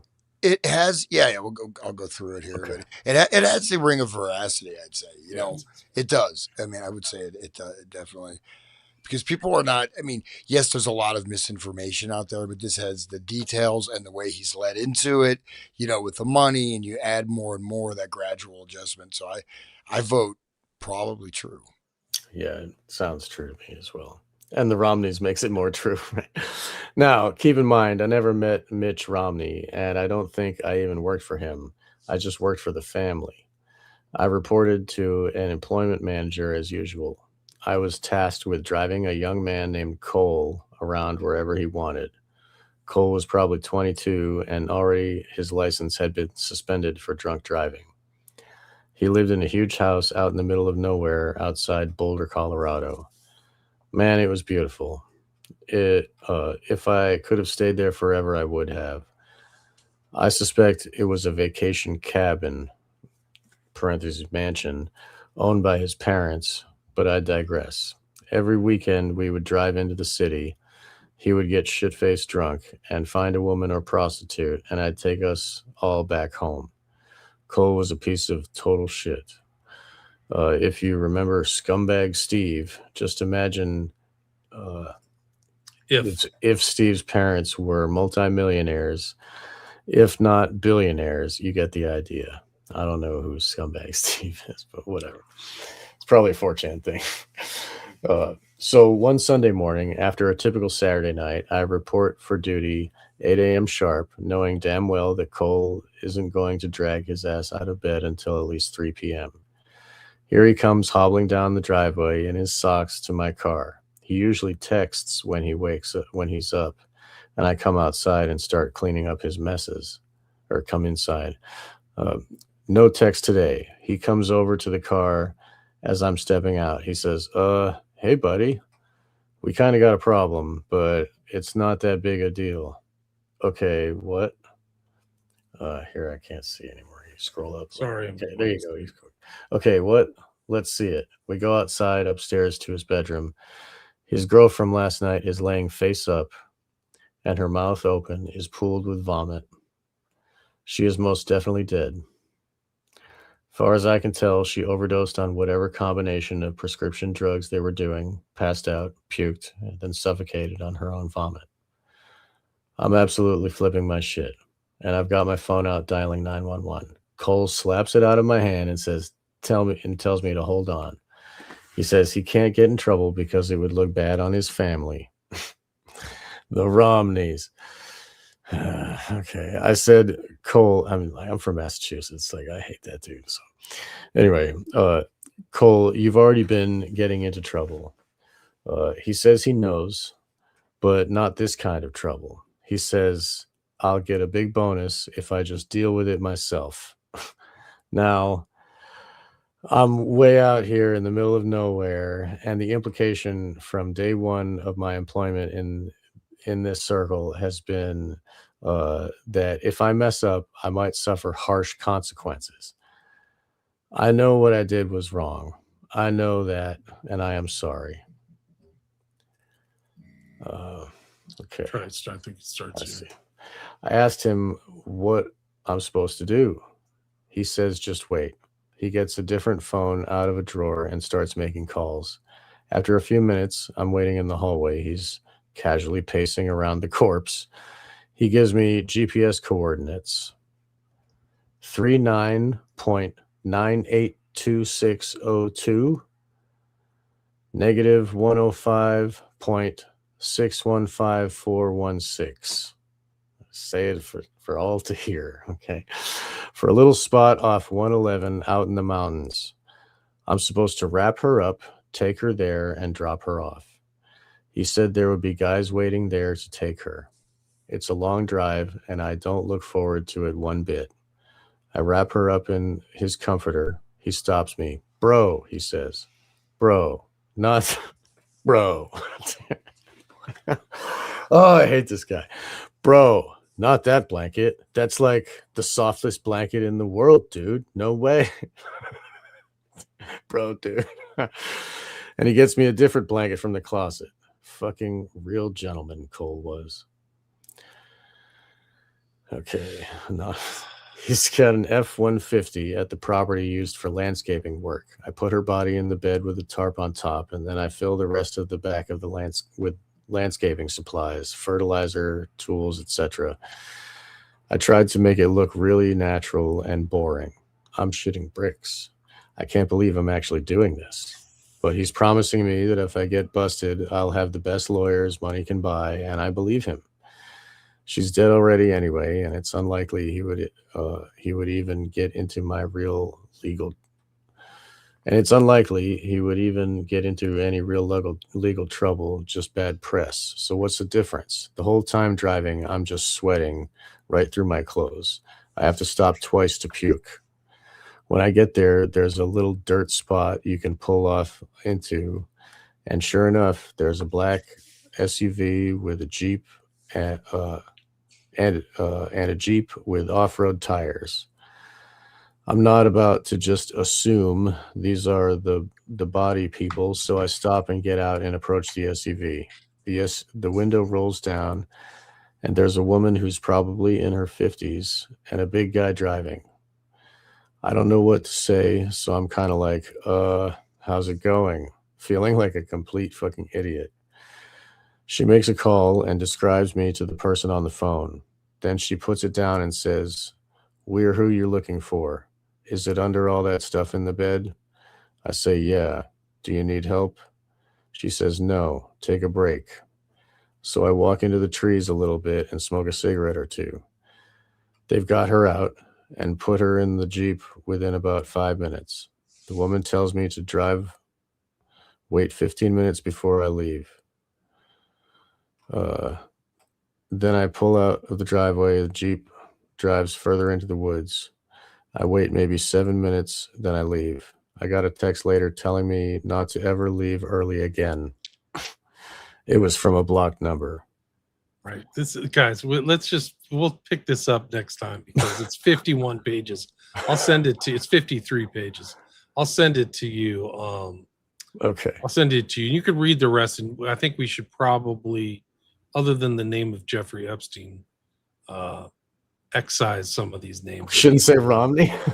I think Romney may be bad, but he's not working Romney, directly for Romney, right? Right. He's saying he's working for the Romney family. Right. There's some other names. Romney.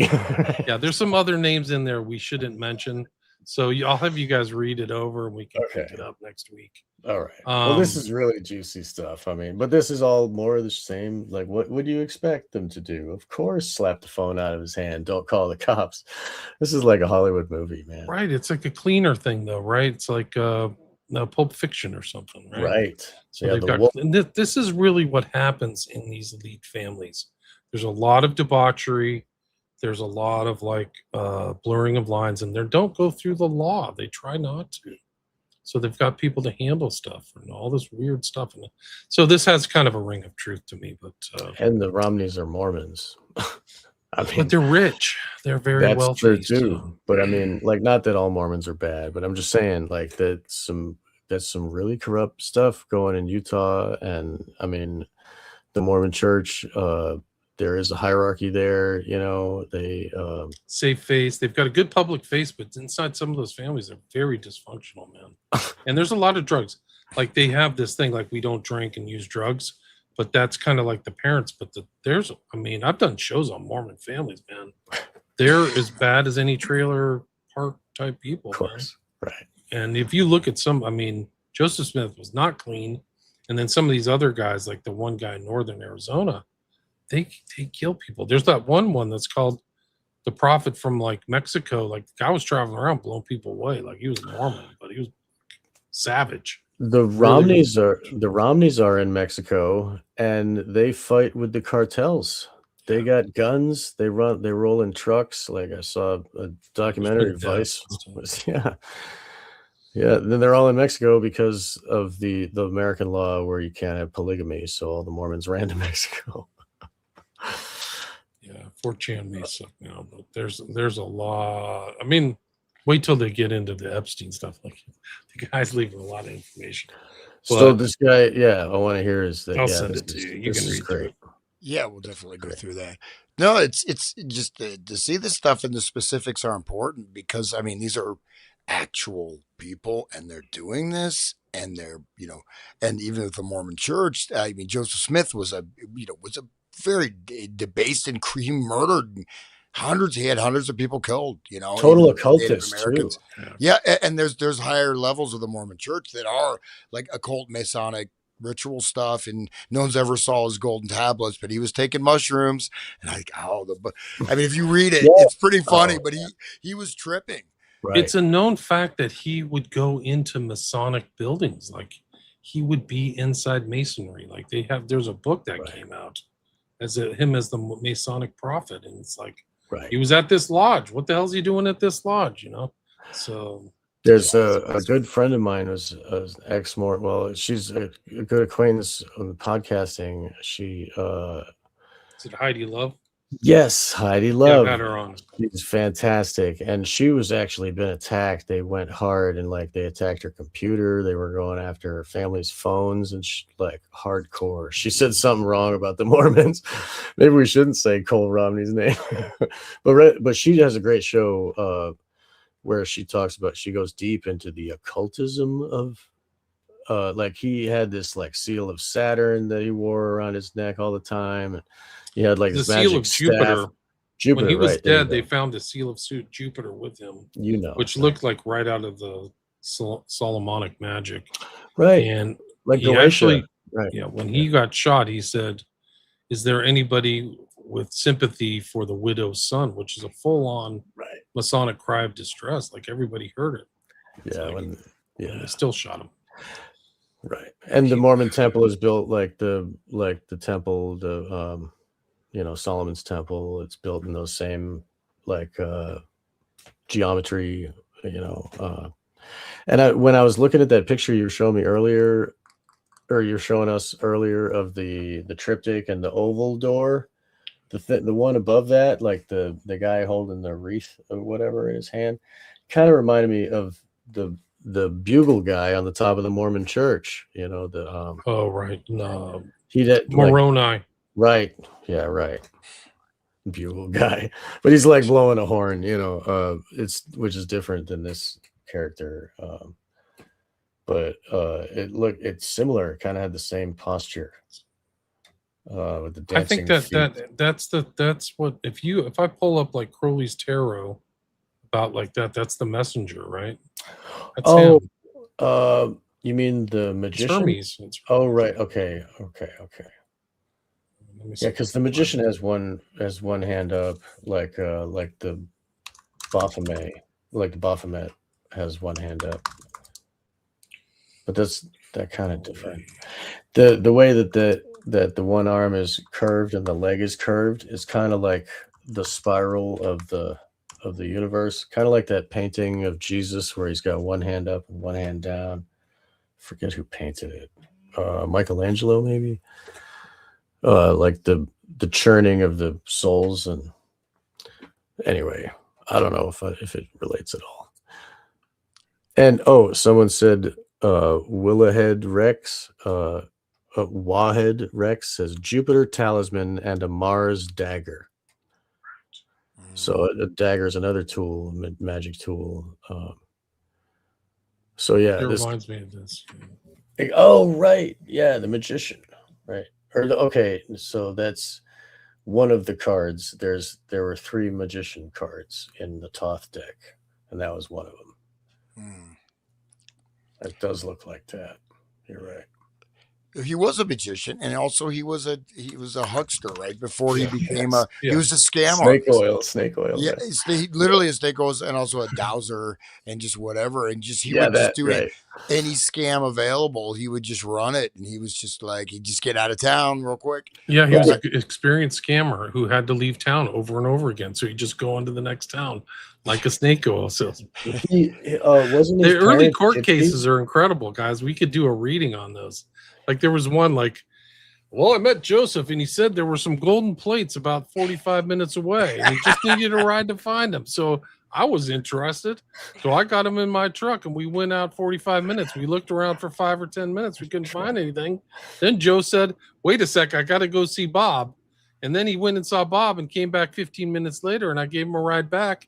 And after I dropped him off, I realized he didn't want to show me any gold plates. He was just looking for an excuse to get me to take him on a cart to go see his buddy Bob.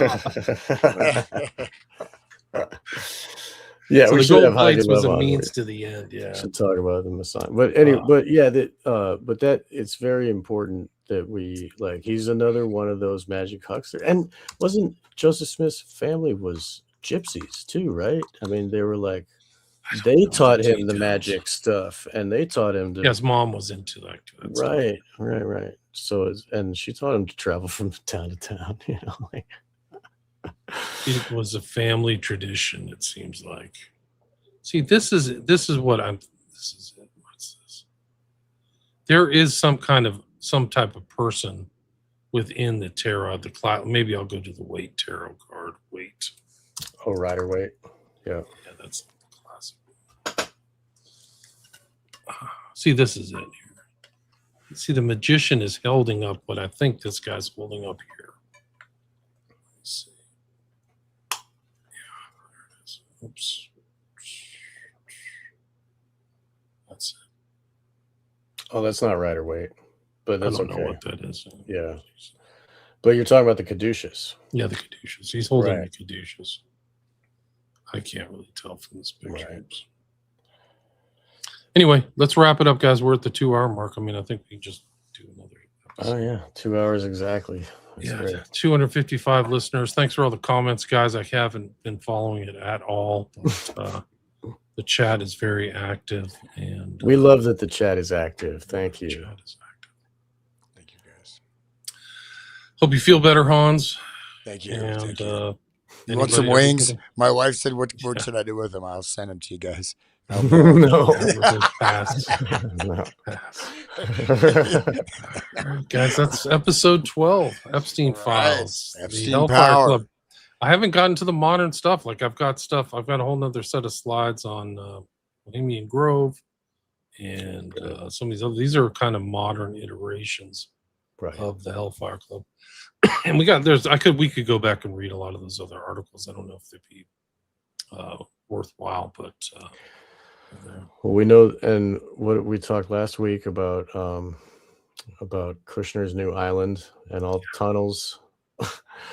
So it's going to be some new hellfire over there, I'm sure. if he gets it done, I mean, I don't know. It's not going to be the same because people weren't aware of the totality of what was going on with Epstein's things. It was all silent, but now they know. So people will be like, "What the hell are you guys doing?" Like this whole doctrine of silence may not hold up, but we will see.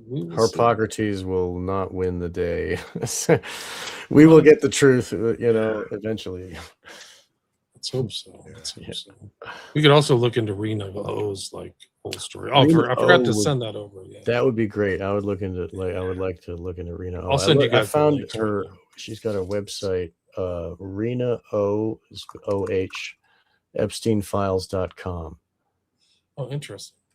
And she's got videos that she did. There's there's some good ones. This is it right here. I think I downloaded.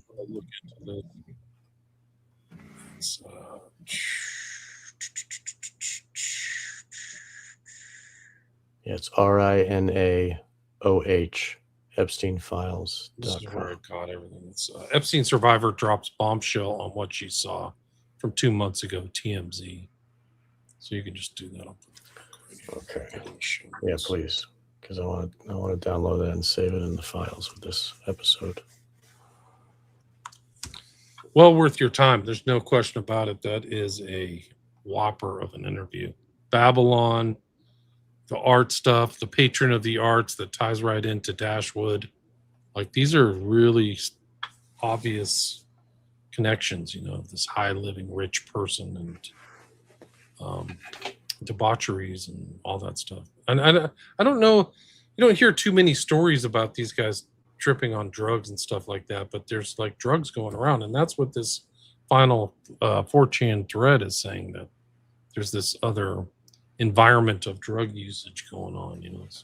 Makes sense. I mean, they got to incapacitate the women, Remember, like the Tav and the other ones, the brothers, they were talking about MDMA and mushrooms, not the other one, because then they get to they remember and Alexander Brothers, right? Yeah.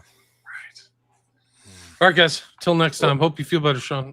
Sean and Hans. We're sorry. Yeah, it was fun. Okay. All I right. feel great. I'm great. Thank you, Thank guys. you all for listening. And everybody, please visit WilliamRamseyInvestigates.com. And as well, please visit HansUtter.com and The Resonant State on all of the podcasters. And thank you for listening to Wake the Dead. And you'll find Wake the Dead in all the places. And thank you all for listening. Until next time, there will be a part 2. I'll send you guys that document. Awesome.